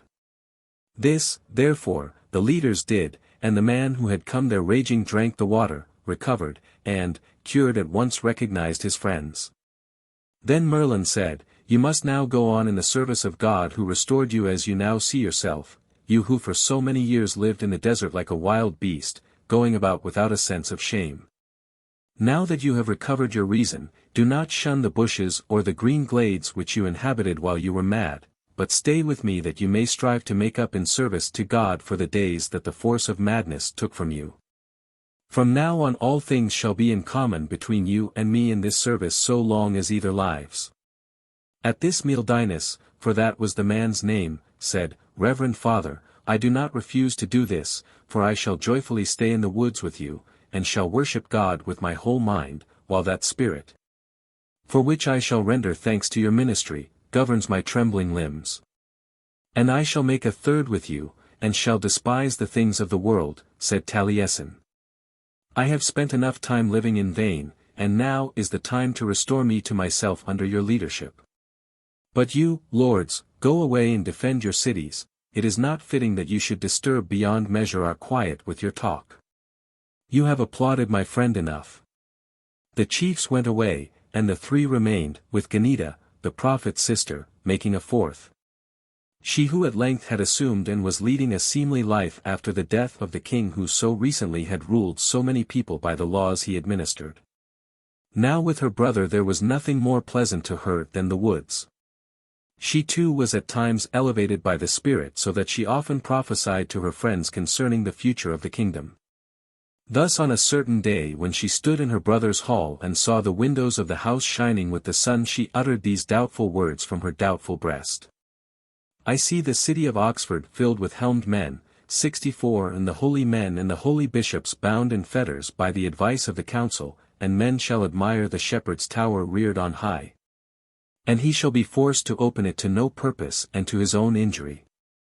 I see Lincoln 65 walled in by savage soldiery and 2 men shut up in it, one of whom escapes to return with a savage tribe and their chief to the walls to conquer the cruel soldiers after capturing their leader.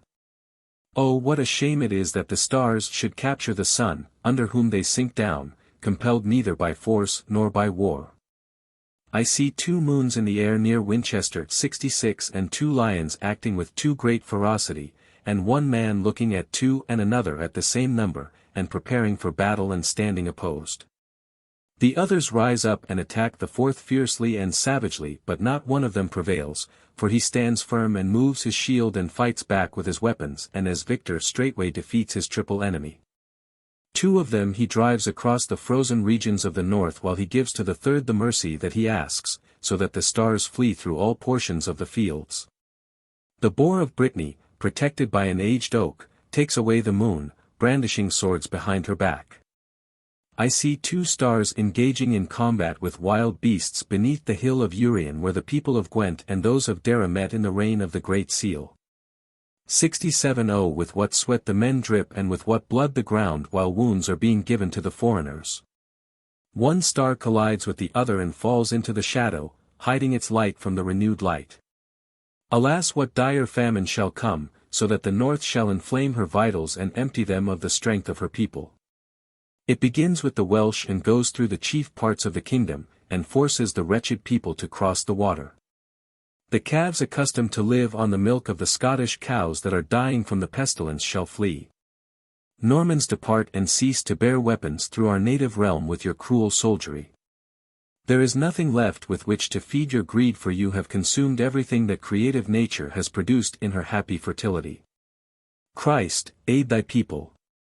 Restrain the lions and give to the country quiet peace and the cessation of wars.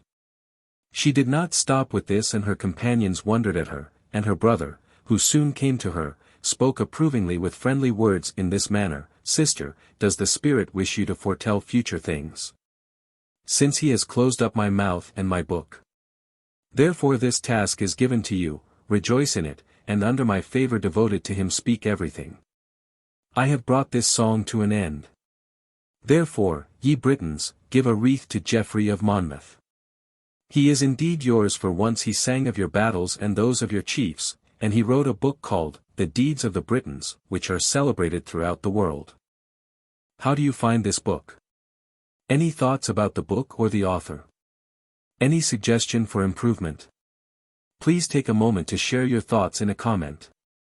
If you like it, share it with your friends who might enjoy it as well. Subscribe to keep in touch. Visit CompleteAudiobooks.com for more quality content. Vita Merlini, Latin text. Fetidici Uadis Rabium Musum K Iocasam. Merlini Cantere Paro to Corrige Carmen.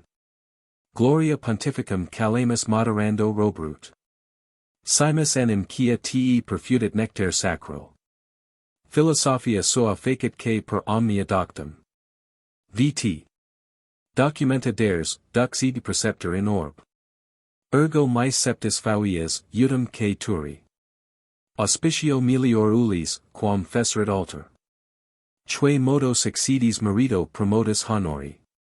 Sic etenim mores sic vita probata genus K. Tilidas K loci, cleris populus K. Pedibant. Unde modo felix Lincolnia furter ad astra. Ergo te cuperum complecti carmine digno. Set non sufficio, licet Orpheus edi Camerinus. Edi macer et Marius magnique Rabirius oris. Or meo canerent, muses comitantibus omnes. Ad uos consuit mecum. Cantere camine. Propositum cantamus opus Cytheram K sonnet. Ergo peregradus sub multis regibus annus. Claris habiter Merlinus in orb Britannis. Rex erat et uts Demeterum K superbis. Jura dabit populus dusibusque futura canebat. Contigit. Interia plures certamen habira. Inter se regni proceres bello K feroci. Gensantes populos duastaus per herbs. Dux uenidatorum Pereduris bella gearbat. Contra genelum scosi ca regna regbat. Jan K dies aderat bello prefixa, dutses K. Astabant. Campo desertabant K catru. Amborum Peredur miseranda sed ruens. Unerat ad bellum Merlinus cum Pereduro. Rex quoque Cambrorum Rhydderchus sus uterque. Sedent obstantes inuisis ensibus hosts. Tres K ducis fratres fratrem per bella secuti. Usque. Rebellantes sedent paramunt K phalanges. Gent per infestas cum tali munera termas. Acriter erurant subito cessidir perempti. Hoc viso Merlin doles, tristes K per agmen. Commissus planctus tali quoque ius remugis.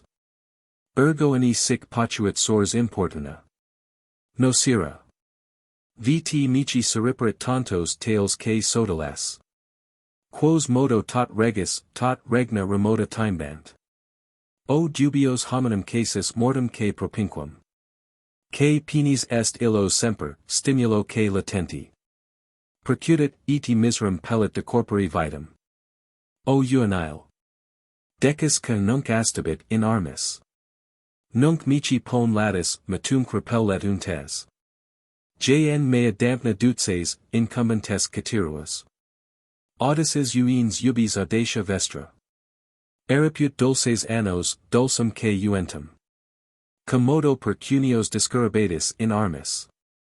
Obstantes K viros prosternabatis bec. Nunc pulsatis humum rubio K cruor rubtis. Sic inter termas lacrimis plangebat abortis.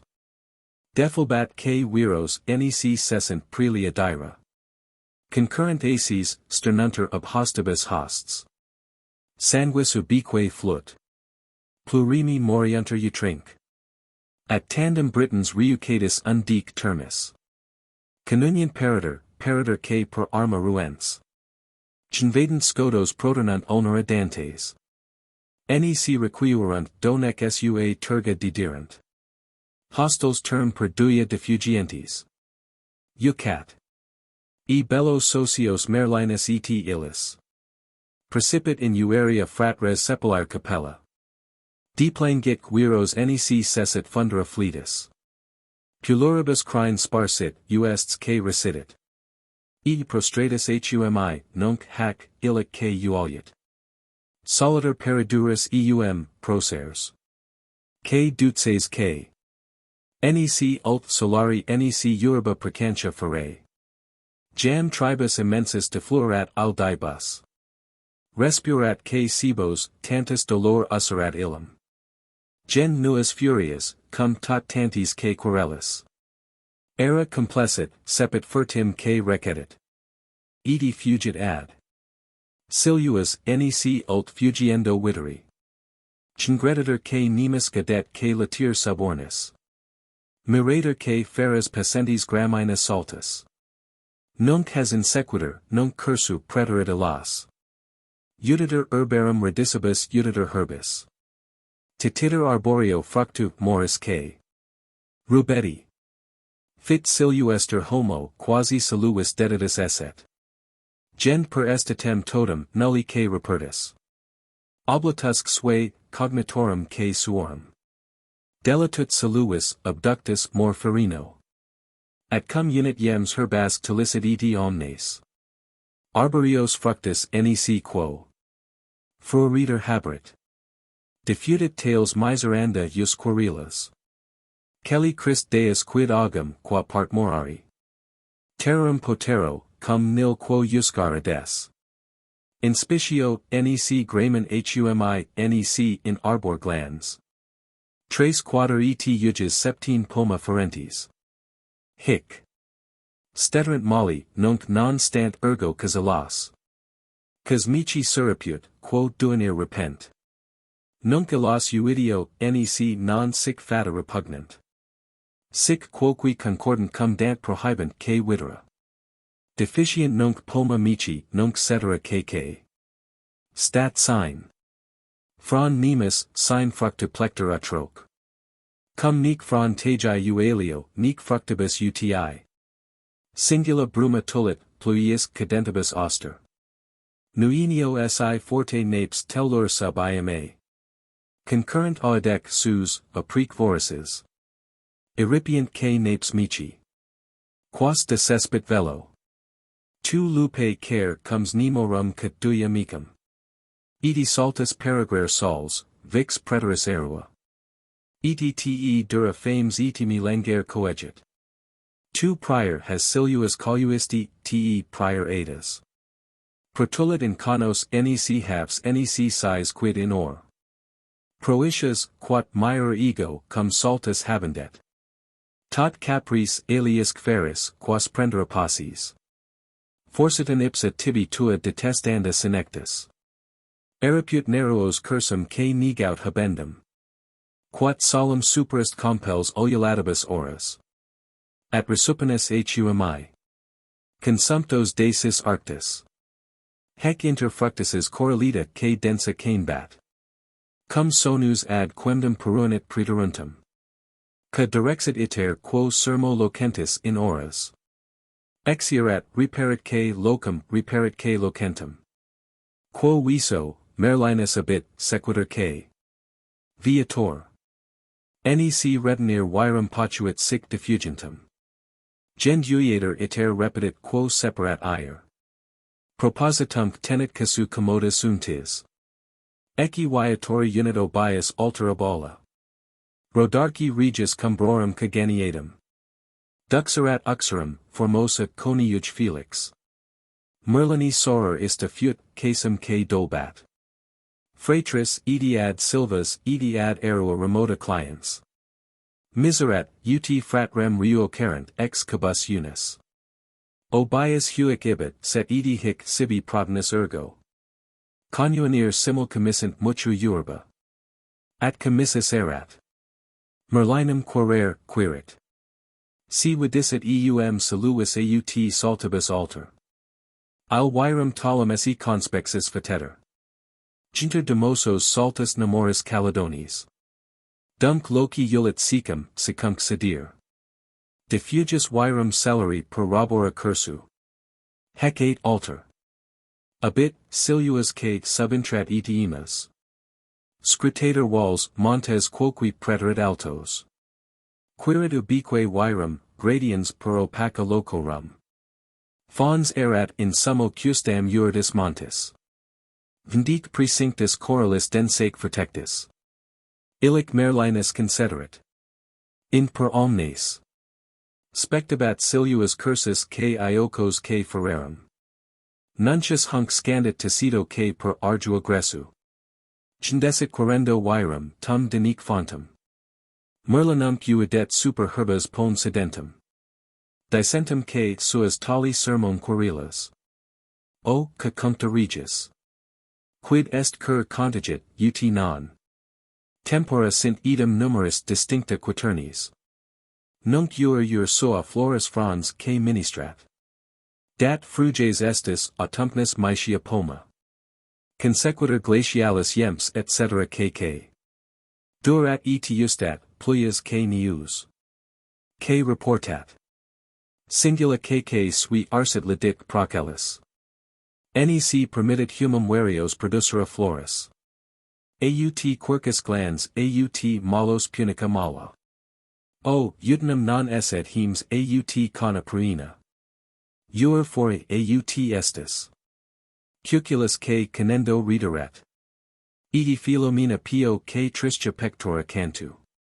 Mitigat edi terter consiruens federa casta. Frondibus inc nuis concordius uolicers. Canterant ali que me modulando faurent. Dum nua flor nuo tellus spiraret odorum. Gramin sub uridi lui quoque murmur fontis. Deflorent iuxta que derit sub frond columba. Somniferos gemitus irriterec soperem. Nuncius audierat udum rupit que querelas. Cum modulis cither quam secum gesserat ultro. Viti sic disiperit. Demulserit que furentem. Ergo monens querelas digitis et in ordine cordas. Talia pond latens dimisa jus canebat. O diros gemitus lugubris scandalon. O miseras lacrimas lacrimantis scandalon. Mi mirit misere morientis scandalon. Non erat in. Wallius mulier formosier illa. Vinsbat candor dies folium que ligustri. Urinantes que rosas etiolentia lilia prati. Gloria urnalis sola radibat in illa. Siderium que decus geminis gestabat ocellis. Cinsines que comas ori fulgor nitantes. Hoc totem. Periet decor omnis in illa. Edi colorii facies nui quoque gloria carnis. Non est quod fuerat multis meroribus acta. Nescit enim quo dux abiet iuta eni fruator. And sit defunctus languit miserabilis ind. Tota que deperiat longo liquid acta. Dolor. Colacrimeter ei paribus Ganieda querelis. Amis sum que dolit sine consolamine fratrem. Hec fratrem flet et illa virum communiter am. Fletibus incumbunt et tristia tempora ducant. Non cibus ullus eis nec somnus noct vagantes. Sub virgulta. Fuet tantus dolor arsit utramque. Non secus indoluit Sidonia, Dido, salutis. Classibus inni tunc cum propererit abier. Cum non demophon per tempora pacta Rhydderch. Taliter ingemut flut que miserrima filis. Briseus absentum sic deplorata kilum. Sic soror et coniax columentantur et ardent. Funditus internus cruciatibus usque delendo. Jn grauibus querelis dicebat talia cantons. Nuncius et modulo uadis demulserat auras. Mischer ut flaret congoderit que canenti. Osius assurgit uts unum que. Iacosis. A fader uribus iterum que moer precator. Cum digitize cordas elegosque sun ar prioris. Admauit il lire digitos iasum que reformat. Carmen item cogit que vira modulando furorem. Ponera politim, cither dulcedine captum.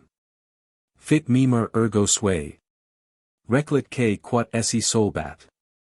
Merlinus, furias que suas mirator et audit. Pristina mens redite quoque sensus in illo. Edi gemit ad nomen motus pietate sororis. Uxerisque simul mentis ration recepta. Condisique petit Rhydderchi regis ad olim. Perut. Alter ei, siluas que subind relincant. Etu enient Peredur latantes regis in urbum. Ergo fratre sua gadet regina recepto. Pro que sui reditu fit coniunx lita meridi. Oscula certatum geminans et brachia circum. Cala viri flectant tanta pietate muenter. Rex quoque quo dicut reducum suspit honore. Tota que tuba domus proceres latanter in herb. At post quam tantas homina merlinus ades. Genspexit termas neceas perfore veilret. Sepit enim furias iterum que furor repletus. Ad nemus ire cupit. Furtim que residir quirit. Tunc precepit eum posito custode teneri. Rhodarchus cithara que soas mulsera furors. Astabat que dolens uribus que precantibus illum. Orabat ration frui secum que menir. Nec capter nemus nec viura mor ferino. Vel sub. Arboribus dum regia septra tenera. Posit et in populos ius exercere Pharisees. Hinc promittit esse plurima dona deturum. Aferi que ubit uests uolicers que canes que. Quadrupeds que cedos orum gemmas que mycantes. Pocula que sculpsit Gailandus in herb Sigeni. Singula pretendit vadi Rhodarchus edi offert. Eti monet ut manit secum siluas que relinquit. Talia respondens. Spurnbat munera vates. Sta dutses habient sua quos confunditi gestas. Nec sunt contenti modico set maxima captant. Heis nemus eti patulas Caledonis prefero quercus. Eti montes celsos subtis ferentia prata. Jla amici non ista placent tu talia tecum. Rex Rhydderch feras, meami Caledonis habebit. Silua ferax nusibus, quam cunctus prefero rebus. Denique cum nullo patuisit munera tristem. Rex retinir virum, 40 vincire cathena. Jus sit inni pederit nemorum deserta salutis. Ergo cum sensit circum se. Uincula vates. Nec liber poterat siluas Caledonis adire. Protinus indoluit tristis que tasens que romansit. Latitianque sui subtraxit ultibus omnem. Ut non proferit uribum, rhizum que moret. Genteria vijura dusum regina per olim. Jbat et decut. Rex applaudabat junti. Per que manum suspit eam iasit que sedir. Eti dabit amplexus et ad oscula labra primabat. Connuer tensc suas in eam per talia iultus. Vidit in ilius folium pendera capellis. Ergo suas digitos admut et abstrate illid. Et. Proesit humi letus que iacator amanti. Flexit ad hoc oculos uts resumque resolut. Astantes que viros facit connuer ter iultus. Jnse mirantes quonium ridera negerat. Rex quoque mirator percunctiter que furintem. Tam subito facti causas edicere risus.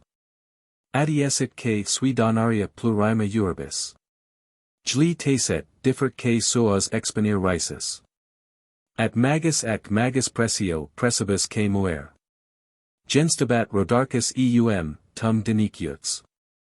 Gendignatus ei pro munera talia fader. Munis oeris amat, cupidus que. Laborat habira. Hi facils animos flectant quocunque iubenter. Munera corrupti quod habent non sufficit illis. At mici sufficient glands Caledonis amine. Edi nit edi fontis per olentia prata fluens. Munera non capier sua munera tolet oeris. Et nisi. Libertas deter, repidum que virans. Siluarum walls, risus aperier negabo. Ergo cum nullo patuisset munera iudum. Flectura rodarchus nec cur resissit hieret. Confestum sua uincla viro dissolur iasit. Dat que potestatum nemo rum deserta patendi. Vt. Ulit optatam risus exprimir causam. Tunc Merlinus 8 gaudens quia possit abier. Circo risi quonium Rhydderch fuisti. Facto culpandus simul et ladandus iadum. Dum trahers folium modo quat regina capillis. Nescia gestabat, fears que fidelier illi. Quam fut illa tibi quando virgulta sabiut. Quo sus occurrit secum que coiut adulter. Dum que supina fore sparsis in crinibus hesit. Forte iacens folium quat necius arapuisti. Ergo super tali rodarchus crimen, tristis. Fit subito, ultum que sum. Diartitabilla.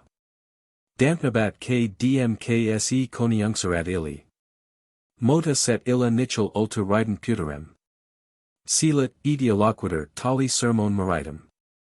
Cur tristaris amons, cur sic erasseris abri. Mi que nec ex marito dampnes, credisc furenti.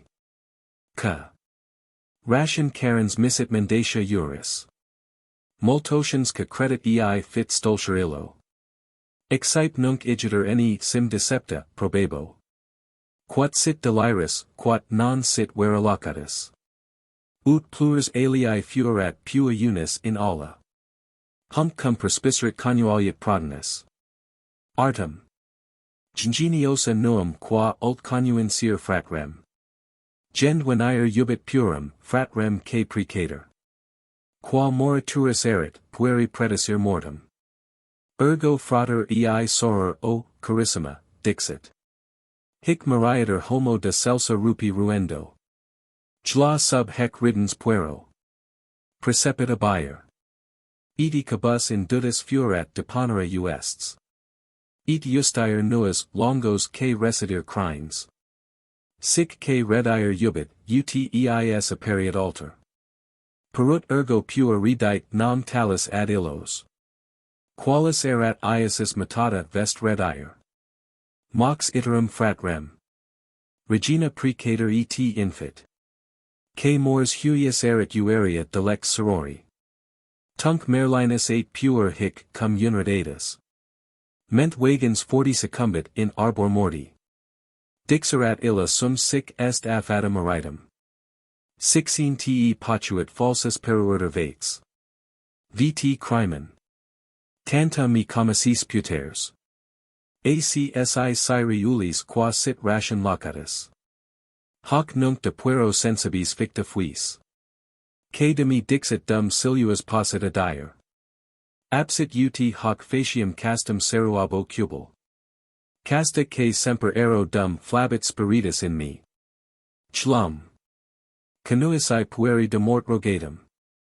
Nunc quoque connuincum tu sedulus arbiter esto. Hec et tacite purum cessidir iasit. Vestique feminia justier sic que redire. Mox pure obsessit iasum que subine peregit. E sub feminia redite quasi femina uest. Et. Stedit antivirum cui sic regina iacando. Ia frater 8 dic mortem virginis huius. Hec virgo nec dixit marieter in ampni. Frater ei mut ksua ration cacinum. Regi rodarco quonium de mort rogatus. Nius pueri trace dixerat esse futuras. Ergo. Putabat eum de coniuge falsa locutum. Nec credibat ei set contrastator et audit. Quat sibi crediterat, quat condemnerat amontem. J.D. Regina udens uenium dat et oscula jungit. Et blanditer ei leadum quoque redditit illum. Cogitat interia siluas Merlinus. Adire. Egressus que domum portus aperier ubibat. Set soror obstabat lacrimis que rogabat abortus. Ut secum remanerit ad huc tolit que furorem. Cumprobus ausui non ult desistera septis.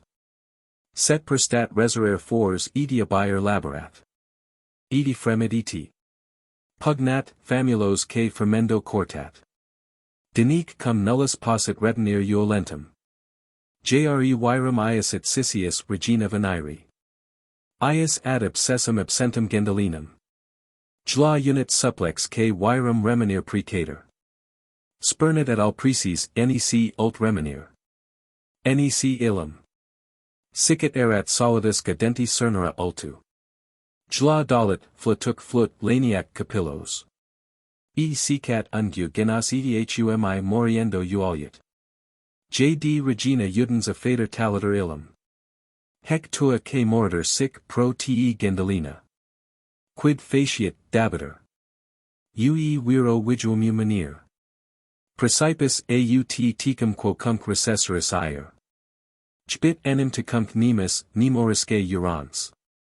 Lita collet saltus dum te potiator amante. Vocibus heis igiter respondit talia vates. Nalo soror pecutum paculo que fontis hiatu. Defundit latices ut virginis enis sub estis.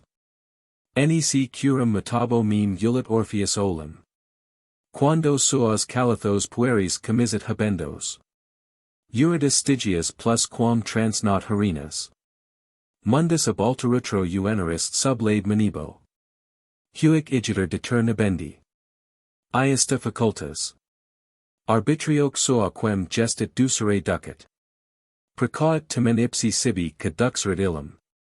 Obius ut numquam mici sit nec communis estet. Sed se diretat si mici congrediendi. Copia priesteter uibratum sentit ensum. Cum que dies aderit. Solemni leg ugali. Diures que dapes canuius distribuenter. Ipsum et interero donis munitus honestis. Ditabo que datum profuse Gwenddolenum. Dixerat at ul gradiens subiunxit utrique. E pesiat siluas nullo prohibent cupidas. Gwendolena mane. Spectans in limine tristis. Eti regina, simul. Casuc moenter amici. Miranter que nemes rerum secreta furentem. Nos virum unarum que su siuis sororis. Mentitum que tamen pueri de mort putbant. Quam dixit ternam cum dicera debuit unam. Gen dio sua visa fut vox vana per annos. Donec ad. Itatum unit puer il uralem. Tum cunctus patefacta fut multisc probata. Nam dum unatum canibus comitantibus irat. Aspexit seruum nemoris sub frond latentem. Dissolut que canes, caseruo duia viso. Transcendent complenc sui latratibus. Oras. Ipsum et urgit equum calcaribus in sequitur que. Nunc cornu, nunc hormonans operis que ministros. Cincrepat, ac ubit cursus cicior venire. Mons ibi celsus erat circumdatus undique saxus. Juxta quem fluius subtis per plana flubat. Hunc fera. Transcendit fugens dum unit in amnum. Exegit que suas solito de more late bras. Cinstigat uenis montem quoque traumite recto. Preterit seruum per saxa essentia quirit. Contigit interia dum ducerit impetus ipsum. Labi quadrupedum celsa de rupi. Virum que. Forte per abruptum montis cessidis sub amnum. Ut tamen hieret psis in arbor quadam. Edi submersa forent sub flumine cetera membra. Sic que rut mersusc fut ligno que pependit. Facit udum per terna pericula urum. Canemus. Ingressus fuerat ritu que ferino. Ubat patiens concrete frigoris alge. Sub niu, sub pluia sub iniquo flamini uenti. Jeg placebat potius quam ura per herbs. Exercere suas gentes que domar Pharisees. Cinteria descent viro labentibus annis. Cum. Grige silvestri talum per tempore utum. Gwenddoleu dater nebendi leg marido. Nox erat eti nidide radibant cornua lune. Cumpta que conuexi splendibant lumina celi. Purior erat solido nam frigidus atrox. Expulerat nubes boreas coelum que serinum. Rhydderch, sicco detergens nubula flatu. Siderium cursum ut spectabat ab alto. Monte locans tacite sub duo talia dicens. Quid sibi ult radius martis regem ini peremptum. Portendit nutter rudolens alium que futurum. Sic equidem uidio nam. Constantinus obiut. Chpsias que nepos celerata sort conanus. Per patrui iugulum sumpto diademate rex est. At tu summa venus que certo limit labens. Genfras odiacum solum comitaris untem. Quid tibi cum radio cut duplex ethera findit. Decidium eni me. Sectus portendit amoris. Talis enim radius divisos signat amores. Forsitan absentum me Gwenddoleu reliquit. Alterius que viri gaudens complexibus herit. Sic igiter uinker, sic alter fungitur illa. Sic mea jura mici dum demorare ripienter. Sic equidem. Nam segnis amon superator abillo. Ca non est segnis nec abest set communis instat. At non inuitio nubat nunc omine dextro. Tater que nuomi permittent marido. Crestina cum que dies eluxerit ebo ferum que. Mica munis ei permissum quando recessi. Dixerat e siluas eta saltus circuit omnes. Sororum que gregs, agmen collegit in unum. Eti damas, caprias que simul seruo que resedit. Eti unienti die compellens agmena pre se. Festinens udit quo nubit Gwenddoleu. Postquam unit eo patienter stare. Coegit. Seruos antifors proclamans Gwenddoleu. Gwenddoleu veni te talia munera spectant. Osius ergo unit subridens Gwenddoleu. Gestari que virum seruo merator et illum. Sic perer viro tantum quoque posse ferrerum. Niri numerum quas pre se solus. Age bat. Sicit pastor oues quas ducere suit ad herbas. Stabat ab excelsa sponsa spectando finestra. Jn solio mirans equitum, risum que mobat. Ast ubi uit eum uts animo que cas esset. Caluit, extemplo diulcit cornua servo. Quo gestabator. Vibrata que iasit in illum. Eti capit ilius penitus contruit iunc. Reddidit exanimum utamque fugaut in oras. Osius in sum talorum urber seruum. Diffugens egit siluas que redire paraut. Egrediunter ad hec ex omni part clients. Eti celeri. Cursu utum per rura sequunter. Jli cadem uloc sic precurbat, ut isset. Ad nemus intactus nisi pruius amnis obesit. Nam dum torrentem fera prosiliendo mearet. Elapsis rapida cessidit Merlinus invenda. Circuant ripus famulae capiant que nadentem. Adicunt que domum uinctum que dedir sorori. Captus item uts fit tristis et optat obire. Ad siluas, pugnat que soas dissolur nexus. Eti ritera negit, podum que sibum que refutat. Tristitia que sua tristem facit esse sororum. Ergo udens illum rodarcus pellera cunctum. Latitium nec vel dapes libar paratus. Edusi percepit eum miseratus. In verbem. Per fora, per populos ut leisure esse evendo. Res que udendo nuas que undibantur ibidem. Ergo eureductus dum progrederitur abala. Ginspicit anti fors famulum sub pauper cultu. Caserobat eas pacentum praetoruntis. Or tremont viros ad. Uests munis emendas. Mox stedit et risit uts miratus egentum. Jlinc progressus nua calciumenta tenentem. Spectabat uinum commercantum que tacones. Tunc iterum risit renut que diucius ire. Per fora, spectandus populus quos inspicibat. At nemus. Optabat quat cribro respicibat. Quo nightbater ueditos diurter aggressus. Gen domum famulae redurnt ipsum que cacinum. Bis muis ferent, siluas quoqui vel red ire. Osius ergo iulans rodarcus syri quid esset. Quat portendisit risu dissolur. Nexus. Jlico iasit ei concedens posse reuriti. Ad solitas siluas si risus exposuisit. Leisure assistans respondit talia vates. Janitor antifors tenui sub est sedabat. Id iulit esset in ops rogitabat praeteruntis. Vt largerenter sibi quo uests. Emerenter. Ipsum et interia sub ter se denariorum. Occultos cumulos, occultus dios habebat. Jlud ergo risi tu turam vert sub ipso. Nummos innuinis seruados tempori longo. Jlinc ulterius ursus fora ductus imentum. Calciumenta virum vidi Peredur K. Ticones. Vt postquem desuda forent usuc forata.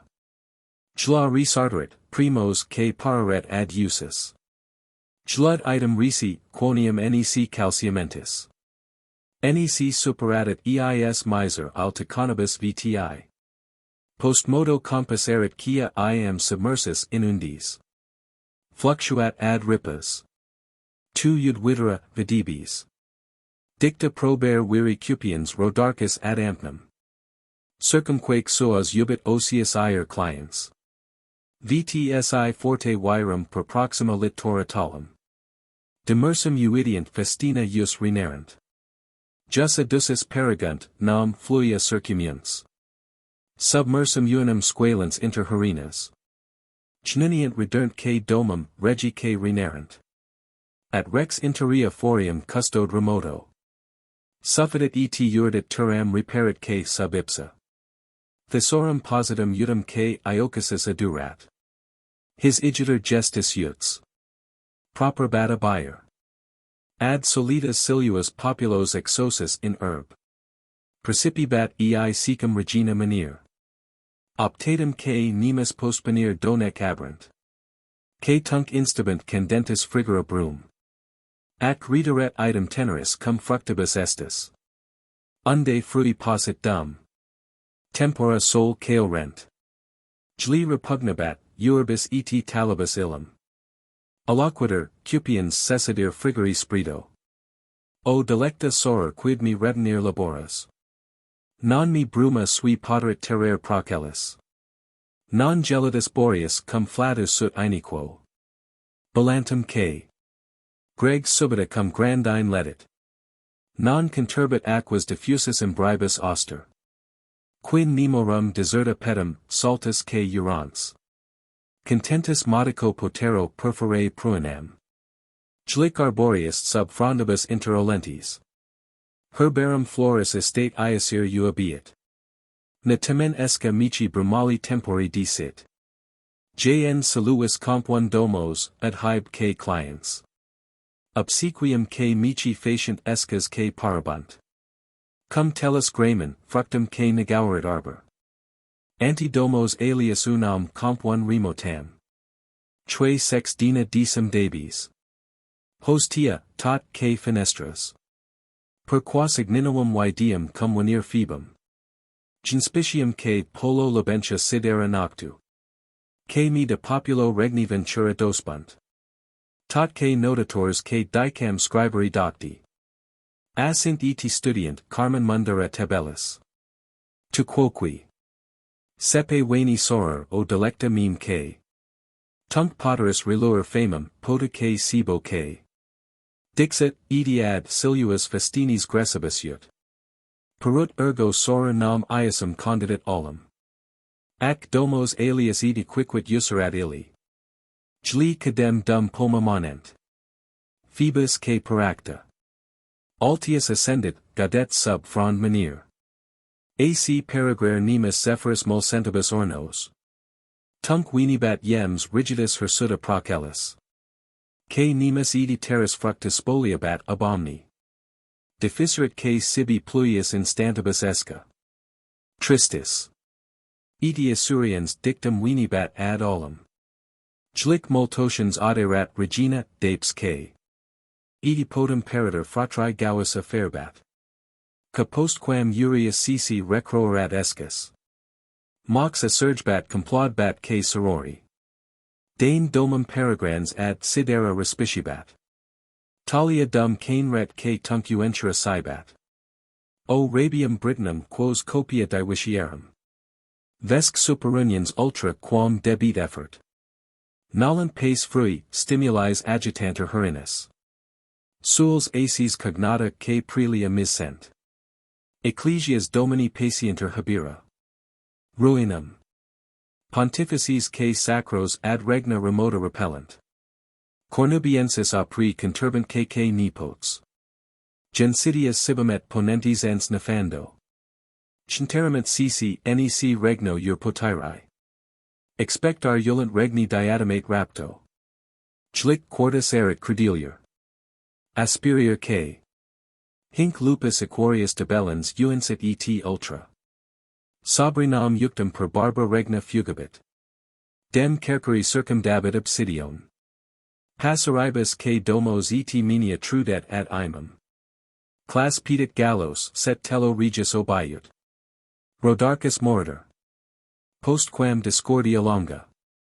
Scotos edi cumbros per longum tempus habebit. Donec crescenti tribuator Cumbria denti. Cambridgii missos post illos cornubienses. Efficient bello nec eos lex ola domabit. Cambria gaudabit suffuso sanguine semper. Gens inimica deo. Quid god sanguine fuso. Cambria compellet frat res committer pugnas. Eti dampner suas celerata mort nepotes. Scatorum cunei trans humbrum sepius ibant. Obstantes K viros periment pietate remota. Non impugnamen nam cesis ductor obibit. Nomen. Habibit equica fiat suas in illo. Finibus ex nostris heres expulsus abibit. Scot recon tuas quos nudus osius enzas. Vis tibi dispar erit nostra cum hente feroci. Caruit herbs asalud nec em reparabit in ium. Rex aliquis donec subdater scotcus. Appello. Ern sigeni et taziti magna palatia plangent. Deruta donec int ad pristina pregia Cambri. Keptes in portu sua menia rupta videbit. Donec em locuples cum ulpis dente reformat. Herbs lol spoliata soa pastor vacabit. Donec red datii. Cambucum virga leonis. Herbs retupi portus in littora strata iaspit. Restaurabit em galata naui rubnus. Menia minui reparabit quitus abillo. Per quem pala sibi redditor dempta per annos.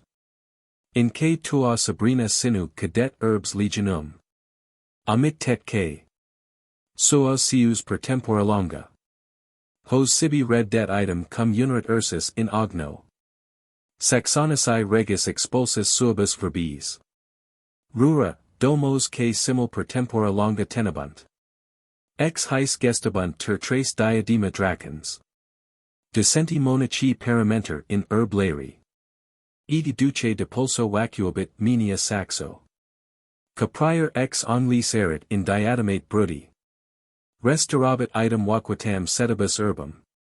Gens fera per patrium prohibit chrisma sacer. Inc de domibus ponit, simulacra deorum. Postmodo Roma deum reddet mediant. Cuculla. Rhodabit K domos sacro sacer imber sacerdos. Quas renuabit item pastoribus intro locatis. Legis divine serobunt usa subind. Plures ex illis ed silo ur fruenter. J.D. uiolabit item gens impia plena uenino. Misebit K simul uiolenter fas. K nefas K. Vendet in extremos fines trans equoronados. Cognatos K soas iram K tonantis inibit. O silas infandum quem conditor orbis honore. Kelly dignatus cum libertate creat. Glum mor buis vendi duci que legatum. Cessabit miserand Deo. Caproditor olim. JN dominum fueris, cum primum regna subisti. Class superunient desi populoque sub acto. Regnabunt bruder propulsati que redibant. His duo jura dabant quos ladet acumen cod. Federus oblitus pro sceptri stemate serpens. Cndec.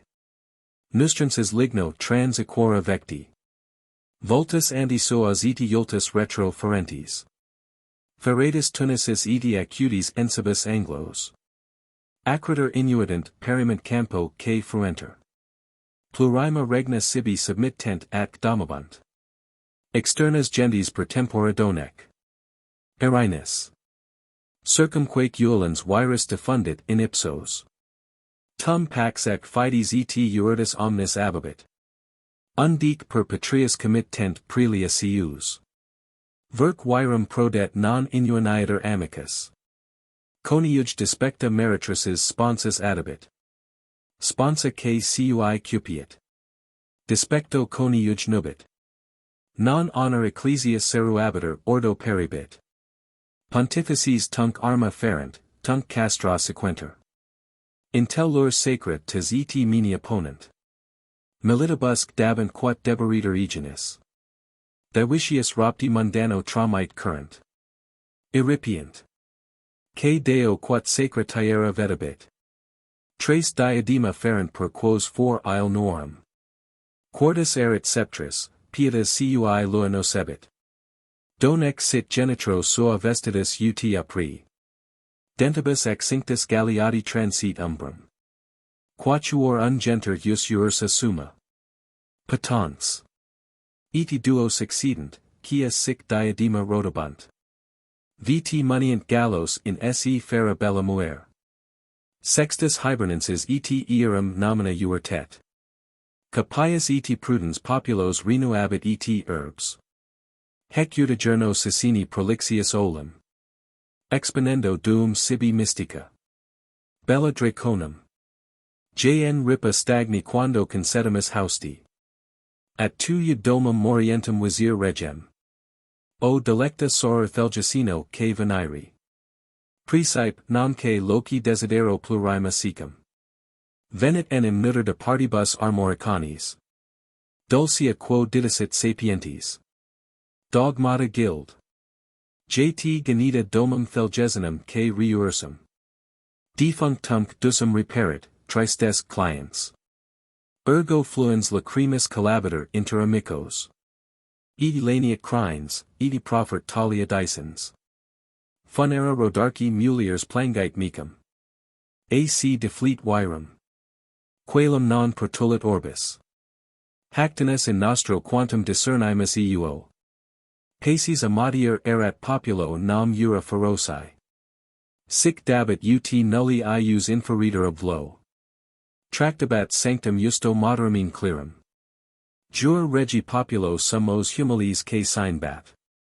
Largus. Erat, nam multa dabit, vix quid retumbat. Omnibus omnis erat faciens quadcunc decibat. Flos equitum, regump decor. Regni que columpna. Hu mici ca fueras inapinis urmibus esca. Nunc datus es, corpus que tuum putrescit in enna. Sed ne cubal tibi post serica pulchra peritur. Sixine sub gelido caro candida regia membra. Condenter saxo, nec eris nisi puluis eti. Assa. Sic equidem, nam sors hominem miseranda per ium. Duciter, ut nequient ad pristina jura reduci. Ergo nicel prodest peruntus gloria mundi. Que fugit ac redit, fallit ledit patentis. Mel sua delinit apes, quat post modo pungit. Sic quos. Demulsit diu vertens gloria mundi. Fallit, edi ingrate collidit verb cod. Fit bro quat prestat, quat habit durable non est. More fluentis aqui transit quadcunc ministrat. Quid rosa si rutilit, si candida lilia ernant.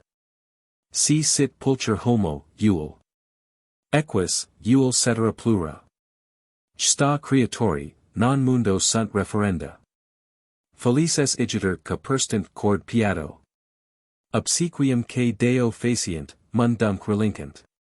Glis perpetuo fungi concedet honore. Ca sine fine regit Christus ca cuncta creat. Vos igitur. Proceres, uos menia celsa, laras K. Vos nadi dulces, mundanac cuncta relinquo. Iti cum fratre meo siluas habitabo, dunc. Lita ment colum nigri cum tegmine pepli. Hec ate ac soa persolut iasta marido. Signuit que suam cum tali carmine. Tumbum. Rhodarcus largus, quo larger alter in orb. Non erat, hic modica magnus requiescit in enna. Venerat interia Merlinum visir vedum. Tunc telgesinus ca desir missus abillo. Quid juentus, nimbus ue fore, nam mixtus uterque. Tunc simul. Instabat et nubila conficibant. Hec documenta dabit socia dictant minerua. Quatuor ex nihilo produxit conditor orbis. Viti firent rebus precedens causa crindis. Materies que simul concordi pace jugata. Coelum quat stellis depinxit et altius extat. Et. Quasi testa nusum circumdens omnia claudit. Era dane dedit formandis uosibus aptum. Quo mediant dies et nox sidera prestant. Et mer, quat terra singit valido que recursu. Quatuorem fractus faciens sic era pulsat. Vt genret uentos ca quatuor. Esse ferunter. Vic sua stantem nec se luetate muentum. Supposut turam parties in quinque resectum. Quarum que media non est habitanda calor. Extreme que du pre frigori diffugiunter.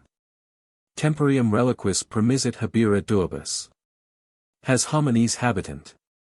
Euoliacers que gregs que ferrerum. Viti que darent subitas puyas quo crescere fructus. Arboris edi terra facerant a purgin midi. Adiesit silo nubes, que sol ministro. Sicit uters fluius occulta leg replenter. Gend per excelsum scandendis ethera sumptos. Defundant latices uentorum uribus act. Hinc fiant imbers, hinc nix, hinc grando rotunda. Cum gelidus matidus moet sua flamina uentis. Canubes penetrans qualis facit egeret amnes. Naturum que suam zonarum proximitate. Ventorum sibi quisque trahit. Dum nascitur illic. Post firmamentum quo lucida sidera fixit. Ethereum coelum posuit, tribit que calendum. Setibus angelicis quos contemplatio digna. Ac dulcido de reficit miranda per ium. Hoc quoque depinxit stellis edi sol corusco. Chendisens legium. Que certo limit stella.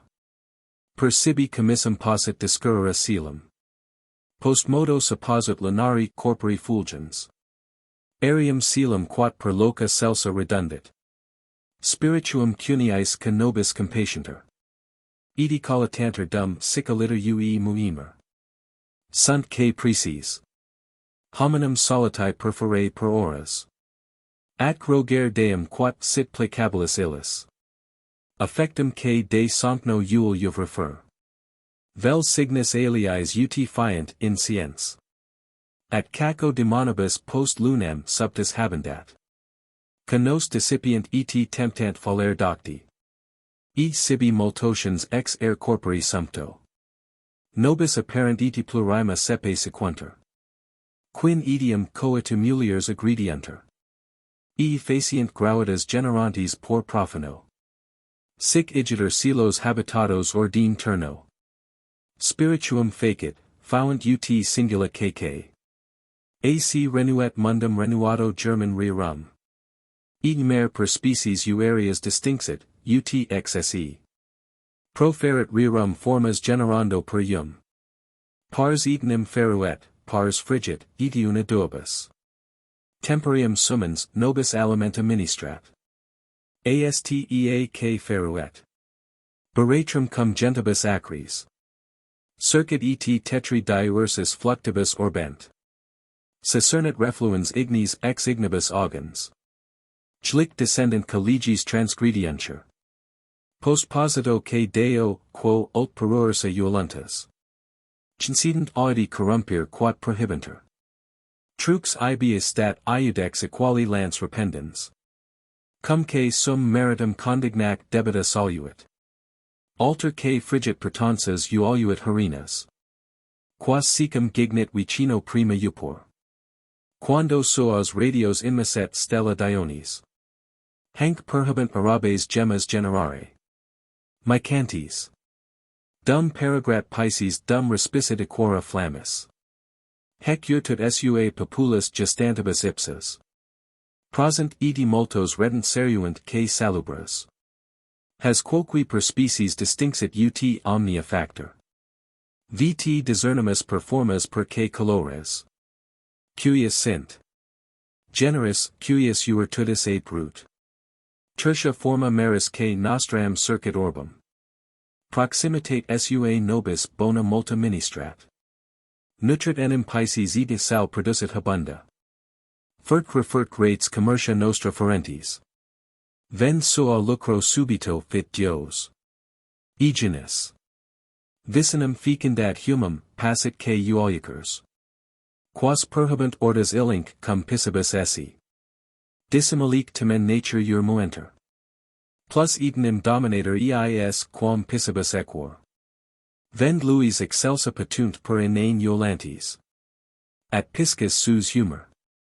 Agit reprimit que sub undis. Nec sunt utuent dum sicca lus fruunter. Hos quoque per species distinxit factor earum. Naturum que dedit distinctus unde per ium. Mirandi firent egrotanti que salubras. Nemp ferent nullum cohibera libidinis estum. Set. Reddit secos ugitur usentis ocellos. At canomen habit timios de flor timalis. Sic quonium redulet uesentum sepius illo. Protrahit, ut tails oleat per flumina Pisces. Feminio sexu subtracto murinas. Esse ferent cunctas, coyunt tamen ac. Renuanter. Multiplicat que soas alieno German fetus. Canunient etenim per littora sepius angs. Quo digunt facient que sonos ac sibylla gradi. Sic adductus coyunt ex mor murinis. Est quoque mirandum quat semipedalus ethinus. Heron cui furit fixum. Quasi litor nom. Detonet in ponto nec eam permit tetabier. Donec dissidat, tali tudi temendus. Quem cucent gladum quia rostro ledit acuto. Sepius hunc nantem metuant accidir noi. Nam si sumptus erit confestum perforat illum. Ed emergit sectum. Subito cum gurgite nom. Fit que sui Christis metuendis sera carinis. Quas infugit eis dum subnatat ac cicadas. Deisit in fluctus Christa iulit ens timendus. Equorius que Draco ca furter habira uenum. Sub panis metuendis erit capientibus. Illum. Quotiens pungit ledit fundendo uenum. Ast alias clades torpedo furter habira. Nam catangit eam uentum, prodinus illi. Brachia cum pedibus torpent etc. membra. Officio que sua quasi mortua destitunter. Sic solit esse nocens ilius. Corporis ora. Heis deus ac aliis ditot piscibus equor. Adiesit que sui plures in fructibus orbs. Quos habitant homines pro fertilitate reperta. Quam producit ibi fecundo cespit tellus. Quarum prima cadem melior que Britannia furter. Vertate sua. Producens singula rerum. Fert etenim sigits que nobile munis odoris. Cibus humanis tribunt redendo per annum. Siluas e saltus etiop heis delantia mela. Arios montes late que urentia prata. Fontes e fluios, Pisces, pecudes, que feras, que. Arborios fructus, gemmas, preciosa metalla. E quicquid praester solit natura creatrix.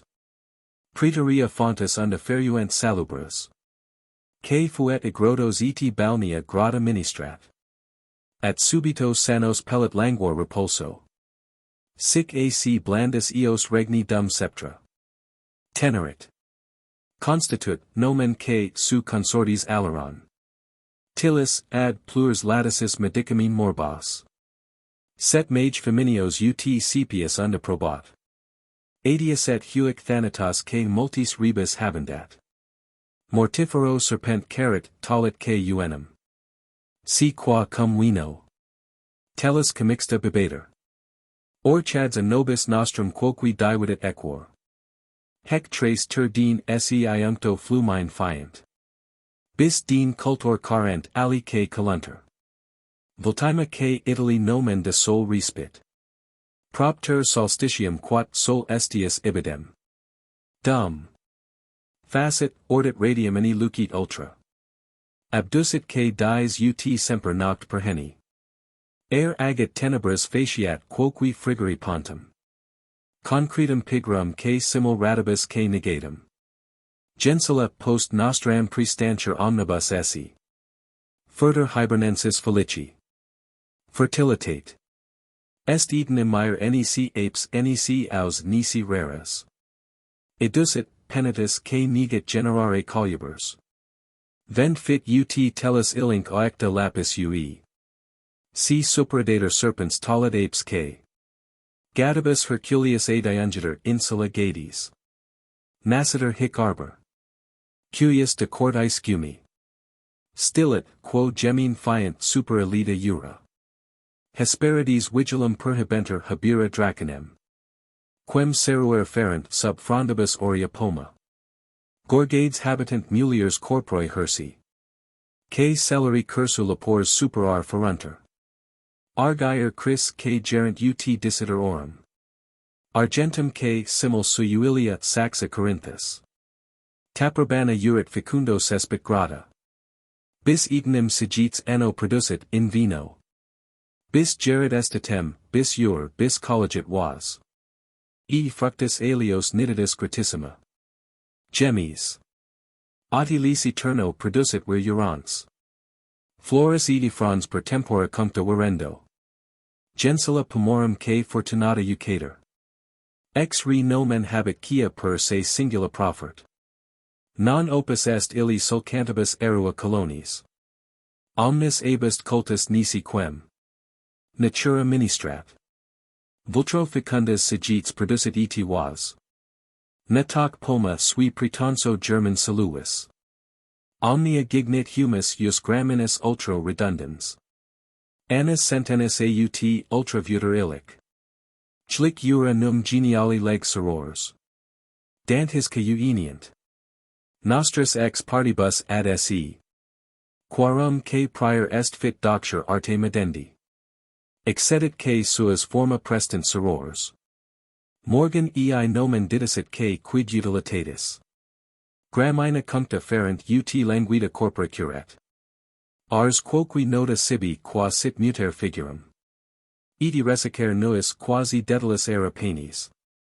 Cum ult est bristi, carnoti, sue papi. Cum ult in uestris es labator horis. Hanc que mathematicum dicunt didicis sorors. Morono, meso, glyton, glitania, gliton. Tyranno, T10, Cythera notissima. T10. Schluck post bellum camblani ulner elisum. Duximus arcturum nos conducent berintho. Equora cui furent et kelly sidera nota. Hoc rector rithes cum principi unanimus illic. Eden nos quo decut morgan suspit honore. Jenc sui talamus posuit super. Aurea regem. Stulta manu que sibi dedexit iulnus honesta. Genspexit cagio. Tandem que redire salutum. Posse sibi dixit, si secum tempore longo. Esset et ipsius ulit medicamine fungi. Gaudens igiter regem commissimus illi. Eti dedimus uentis redoindo vela secundis. Tunc Merlinus ad hec 8 o delect sodalis. Post modo quanta. Tullet violato fedir regnum. Viti modo quat fuerat non sit nam sort sinistra. Subducti proceres ac in sua uisera ursi. Omnia turburunt ut copia divitiarum. Fugerit ex prima benitus que recesserit omnis. Edi desolati uacuant sua menia sius. Chinsuper. Incumbit gens Saxon a Mars feroci. Que nos ed nostras iterum crudliter herbs. Subertit legem que de uio labit et eads. Nemp deus nobis ut corrigat incipiens. Has pateter clades obi crimina nostra venire. Non dum desirat cum talia protullit alter. Ergo necess fore populo transmitter quendam. Edimunda reduci festina navi redire. Si iam connualuit solitis ut uribus hosts. Arci, edicius antiqua pace reformit. Non Merlinus 8 non sic gens illa recedit. Viti semel in uestris unguis infixerit. Ortis. Regnum namque prius populos que jugabit et herbs. Viribus ec sui multis dominabitur annis. Tres tamen ex nostris magna urtut resistent. Eti multos periment et eos in fine domabunt. Set non proficient quia sic sententia summi. Judicis existit. Britons ut nobile regnum. Temporibus multis emittent debilitate. Donec ab armorico uniet temon conanus. Edi caduladris cambrorum dum unerandis. Caperedur scotos, cambros et cornubienses. Armoricos que viros sociabunt fedir firmo. Amis sum que sui. Red dent diadema colonis. Hostibus expulsus renuato tempori brudi. Tractabunt que suas secretus legibus herbs. Cincipient regis iterum superar remotos. Edi regna sibi certamine subdir 40. Nemo superst erit tunc ex hais commodo uient. Tel gensinus 8 nec tot fera prelia quemquam. Ginter consius quot te vidis putamus. Sic equidem Merlinus 8 nam tempori multo. Vixi multa udens et de nostratibus in se. Et de barbarica turbanti singula gente. Crimen quat memoni cum constans. Proditus esset. Et diffugent perui trans equora fratres. Viter et ambrosius separant illico bella. Per regnum fieri, quat tunc rector cerbat. Vortigernus enim consul gewissus in omnes. Agmina dusbat primas ut dusrit alas. Ledens innocuos miseranda. Clade colonos. Denique ui subita repuit diadema peremptis. Nobilibus multis edi regni cuncta subagit. Ast haec furent cognado sanguine iuncti. Fratribus if grauder tolerance igni cremare. Separant cunctas in fausti principis herbs. Edi turber sum. Crudeli melita regnum. Nec permiserant illum cum pace potiri. Anxius ergo manens cum non abster rebelli. Quivisit populo, parat inuit ar remotos. Ad sua bella viros cabus o bias irit in hosts. Mox ex diursus unerunt partibus orbis. Pugnados term. Quas excipibat honore. Saxona gens etium curuis aduecta carinis. Ius ad obsequium gaelato melita unit. Hinc duo prefurent audici pector fratres. Horsus eg hengistus ca prodicone nefanda. Post modo lesernt populos, lazir quat herbs. Postquam namque. Dusum famulatus sedulatate. Attraxir sibi sius quoque light propinqua. Viterant modos luter quo subdir regem.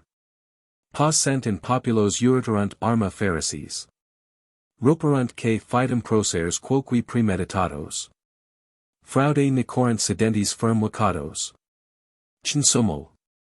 Ut pacem secum fidus que ugerant.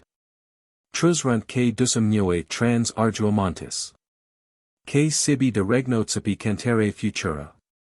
Gen domos prime paragrants igni cremabant. Eti nidabanter sibamet submittera cuncta. At your timorous cum causa pericula regni.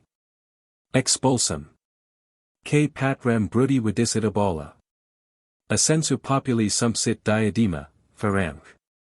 Juisit gentem consius dilanientum. At coegit eam per plurima bella redire. Jn thanatum qua classis erat k uxerat illum. Set dum diffugerant bellator curut horsus. Et. Plurs alii nostris paramentibus illos. Gen secutus eo circumdedit obsidion. Jlico rex tenathum terra k mari k resistens.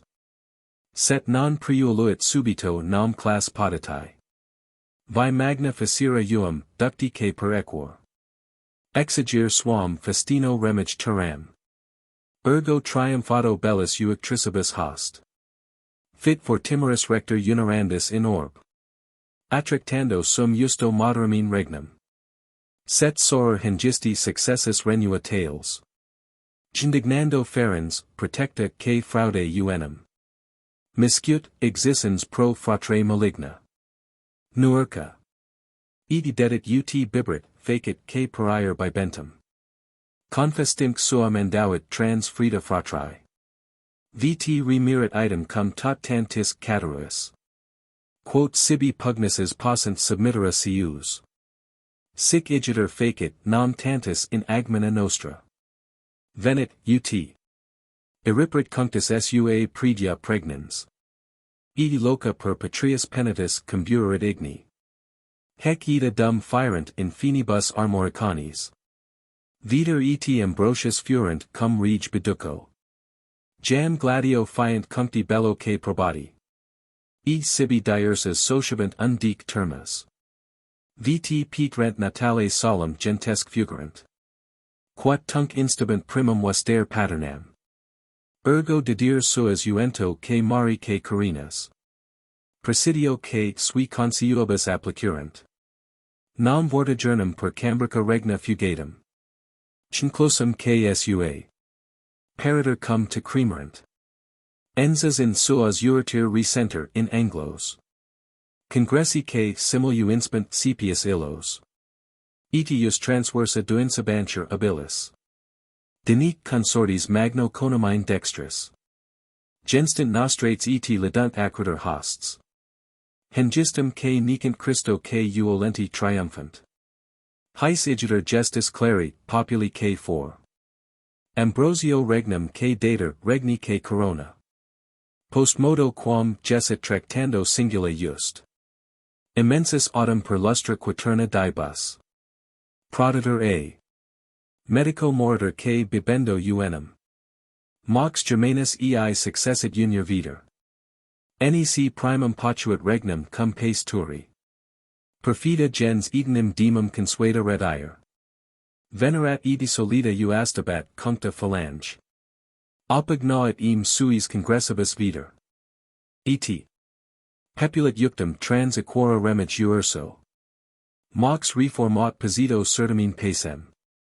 Progenit k sibi natum ca postmodo talis. Extidit ut nulli fieret probatate secundus. Archuris sibi nomen erat regnum k per annos. Obtinuit multos postquam. Pater utero biut. Jd k dolor graui gestum fut ac labor. Etinis multorum per plurima bella urorum. Non dum predictus princeps langueret ab angla. Venerat infidus populos, cunctus k perenzas. Trans humbrum patrius submiserat ac perians. Et. Puer archuris furat, nec debilitate. Aedatis poterat tantas compescera termas. Ergo concilio cleri populi k recepto. Armorico regi mittens mendauit holi. Vt sibi presidio festina class redirect. Sanguis enim communis eos sociabat amor k. Alter ut. Alterius debrit dampna luere. Mox igiter collegit hol ad bella Pharisees. Circumquake viros eti multis millibus ad nos. Venit et Arturo sociatus pertulit hosts. Sepius agrediens et stragem facit acerbam. Hoc socio securus erat fortis que per omnes. Archurus termas dum progrederitur in hosts. Quos tandem uisit patrium que redire coegit. Composuit que sum legum moderum in regnum. Mox quoque submisit post hec certamina scotos. Ac hibernenses canuertens bella Pharisees. Supposut patrius elatus Euribus.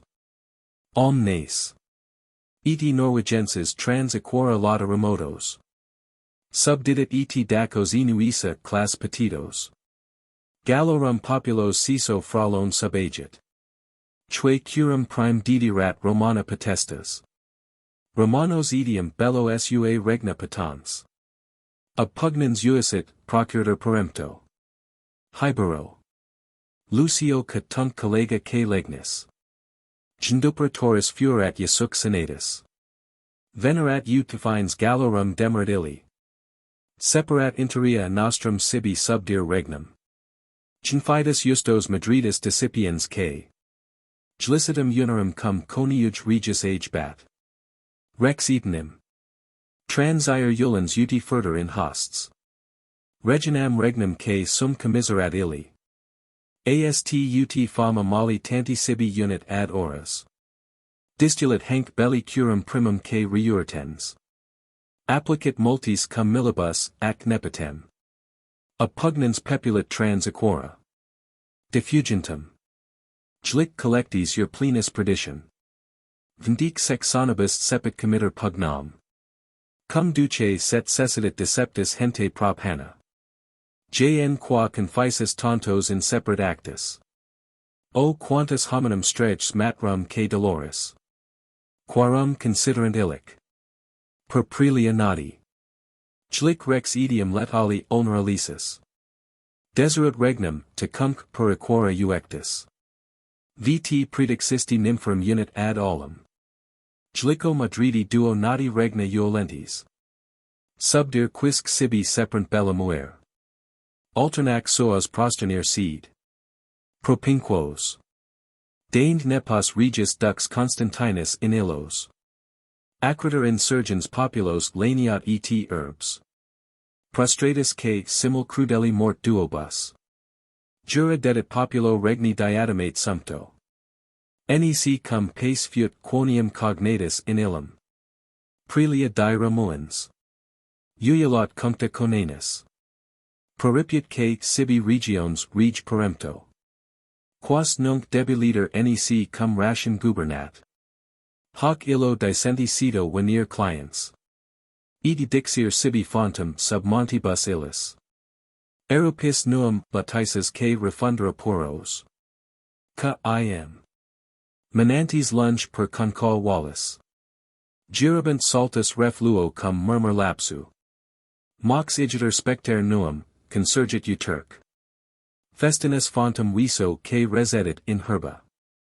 Merlinus laudat que locum limpes que fluens.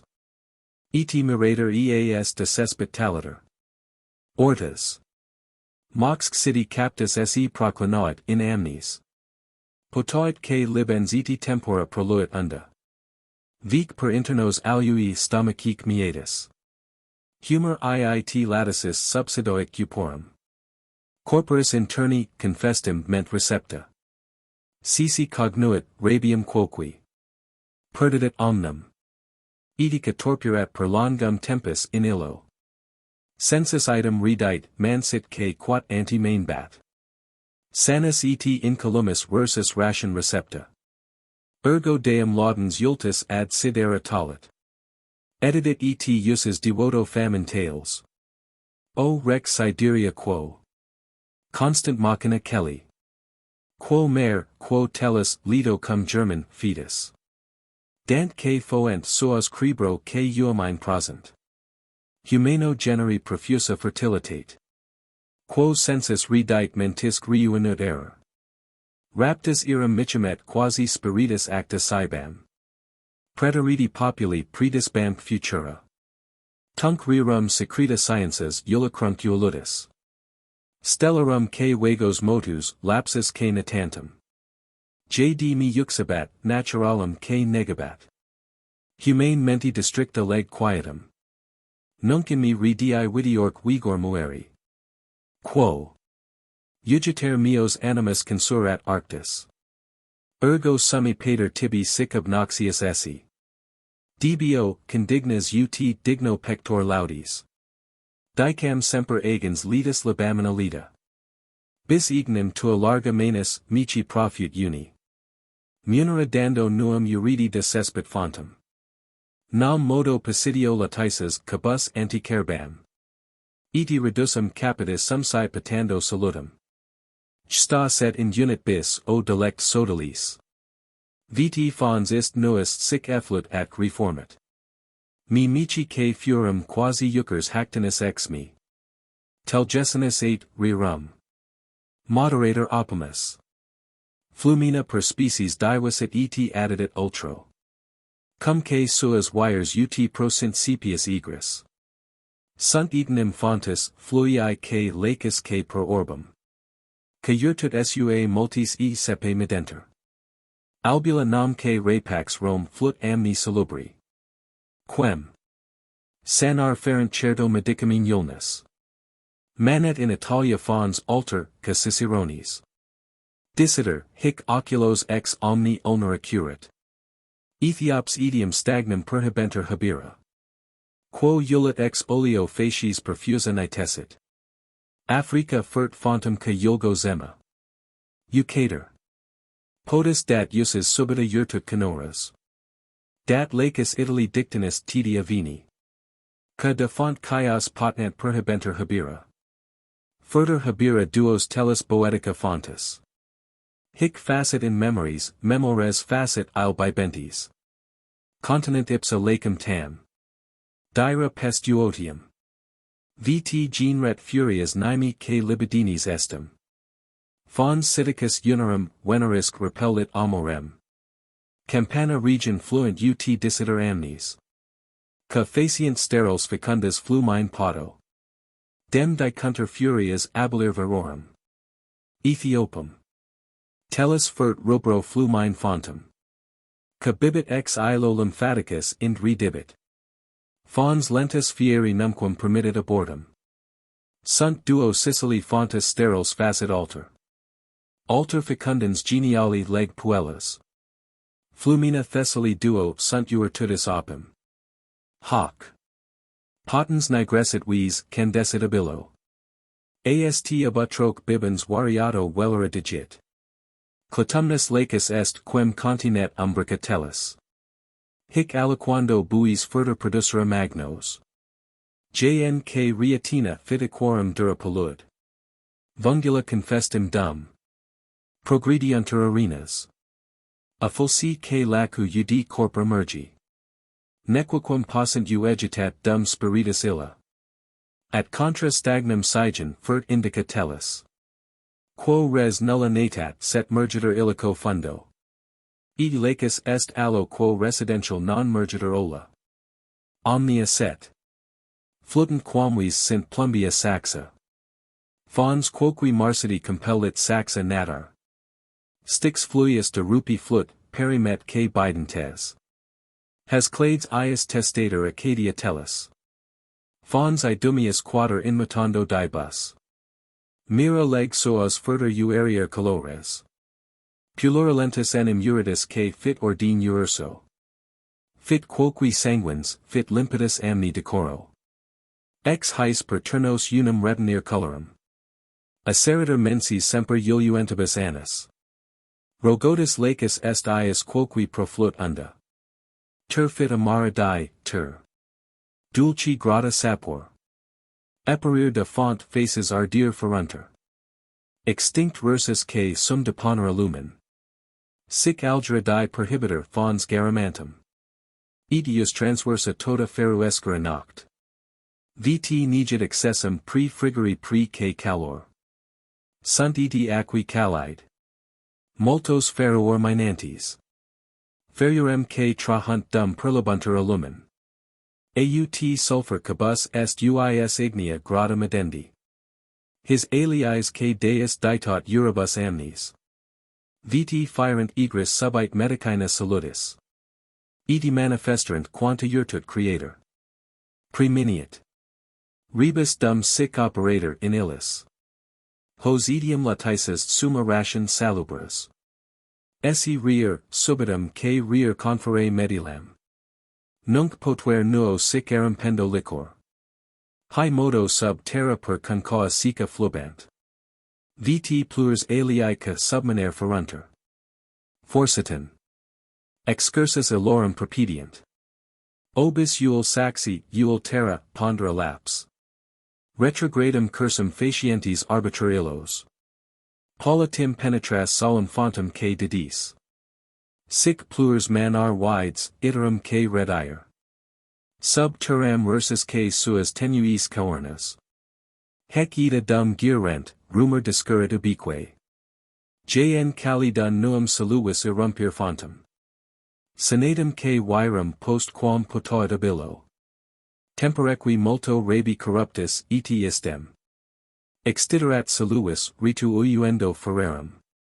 Mox igiter venir dutses prosers que. Wittera. Eti collatari curato flumine vetae. Cum que statum prime per singula notificasent. Atcro geriter sua septra resumera rursus. Eti tractar swam solito moderamine gentem. Sic 8 o uines mea non hoc exigit aetas. Jn senium urgens que sic mici. Corripit artis. Vt vix praeterim laxatis viribus erua. Jam satis exigi longuo tempori litos. Glorificando dies mici dum Rhydderch abundans. Copia magnarum profuse divitiarum. Roboris annosi silua stat quercus in ista. Quam sic exegit consumens cuncta. Utustas. Vt sibi deficiat succus penitus que putrescat. Hanc ego cum primum sepiset crescere vidi. Id glandum de qua processit forte cadentem. Dum super asteret picus ramum que uteret. Hic illum crucisae sua iam pene seedbam. Singula prospicions tunc. Id urbar in istis. Saltibus ac locum memory comment notoi. Ergo geo vixi meam gravitate senectus. Detinuit dudum rursus regner recuso. Mi Caledonis ops uridi sub frond manentem. Delectant potius quam quas fert India gem. Quam quat habira. Tegus per littora disiderorum. Quam sigit sichul, quam dulcis methodus uui. Aut celstas, aut cinct menibus herbs. Aut ferglassens tirio medicamine uests. Residential mici nulla placit que mi divellera possit. Ex calidan mea, mi iadis semper amina. Hic ero dum vium pomes contentus edi herbis. Edi mundebo meme pia per iunia carnum. Vt ualium fungi uta fine per heni. Hec dum dispat prosers super ethera cernant. Agmina longa gruum flexo per inane uolatu. Ordine gerantes per littora certa. Vidir. Possit in extructa liquido super air terma. Hec admirantes merlinum dicera poscent. Quid cert fuerat quat tali more uolerant. Mox merlinus eis uoliacers ut cetera plura. Natura propria ditot conditor orbis. Sic didis multi soluis habitando. Dibus. Est igiter natura gruum dum celsa pererant. Si plurs asint ut irum sepe uolatu. Aut hanc aut alium uidemus ines figurum. Vna modo clamando mones seruere ulando. Turbatus solitus any discrepit ordo figuris. Aut dum recessit subit altera. Deficienti. Excubias noctis facient custos que lapillum. Sustenat indigitis dum ult expolier sompnos. Cum que udent aliquos subito clamor citanter. Pene nigrescunt cuncterum quando senescunt. Ast aquile que nomen habent ubicumen usus. Obtuitus. Tanti pre cunctus esse ferunter. Vt perfore caent non flexo lumen solum. Ad radium pulos suspendent syri uolentis. Glo utato eni deguner extet in illis. Jn montes soli monent super equora penis. Aspirant que suas uno sub gurgite predas. Chlico. Descendant rapido per inane ulatu. Ed rapient Pisces, ut possit origo natantis. Postposito coitus sine semine sepe meriti. Concipit et generat dictu mirabile ulter. Hec per celsa eulens aquilera morcador. Naribus elatis lunge trans equora sentit. Quat quamvis tardo non horrida dire ulatu. Viti ccu aliat preda satiare cupida. Dem centenis robustus uiuit in annis. Nuntia juris auis crepitant Syconia rostro. Dicta fuere soas in tantum segula nados. Exuat ut proprius nadato pector plumas. Hec. Cum bruma unit furter uter procellas. E finds ac ducta cornicis adire. Passit eam pulla senio cum deficit aedas.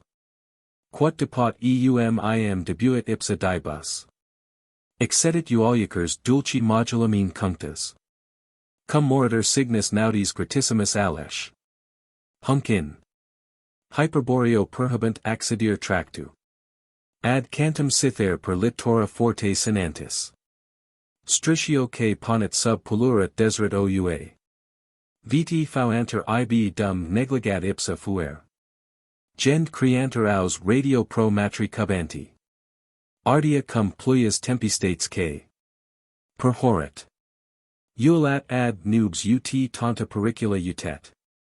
Hinc illum subitos dicunt portendere nimbos. Sublimum quotient spectant super ethera not. Vnica semper auis divino munera phoenix.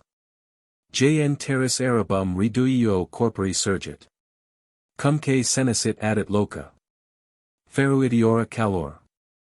Solis et ingentes ab aramate youngitus eruos. Componit que rogum quem cribris modibus ale. Succendit, furter que super penitus que cremator.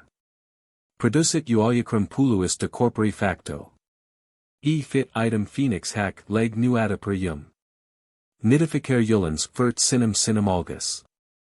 Edificat que sum pro siro robor nidum. Jlink penatus homines abdusra tellus. Morunt cumulum solitae transmitter venum. Alcian auis est que stagna marina frequentat.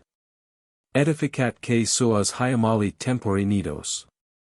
Dum cubat equora sunt septem tranquilla dibus. Et uentiscent tempistates que remis. Pendent placidum eulucri famulando quietum. Cetacus humanum proprio modulam usum. Dum non spectator prorsus profere putator. Gintermissit au urbis eti.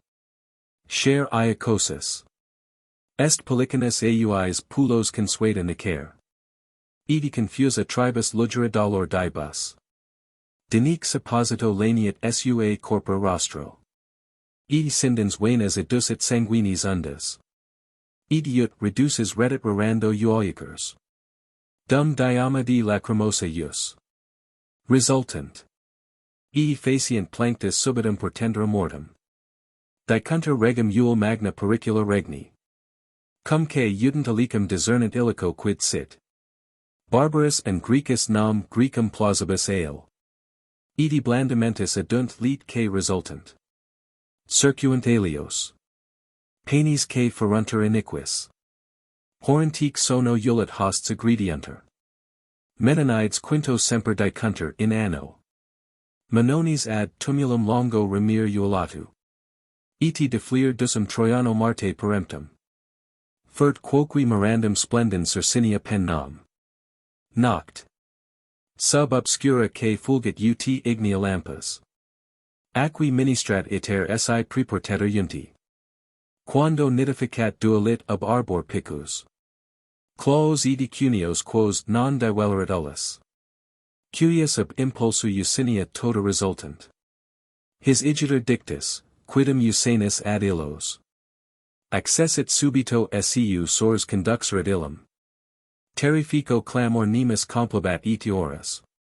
Ed quasi sus aper spumabat bella minando. Osius ergo virum capiant secum que sedir. Kogunt ut muit risus k iokos k locendo. Conspicions igiter utsitentius. Illum. Cos furit reclit gemidum k reducit abimo. Pector, sic dicens non hec fut ius imago. Olim, dum nobis uuenalis flaruit aetas. Pulcher enim fortis fuerat tunc tempori miles. E quem nobilitas regum k ferbat origo. Hunc mecum plures k. Simul tunc dios habam. Tot k bonus socies felix sensibar iram k. Accidit. Interia dum unarimer in altus. Montibus argustli nos dunis sub vna. K patulus ramus surgebant in era quercu. Fons ibi manabat uridi circumdatus herba. Cuius erant.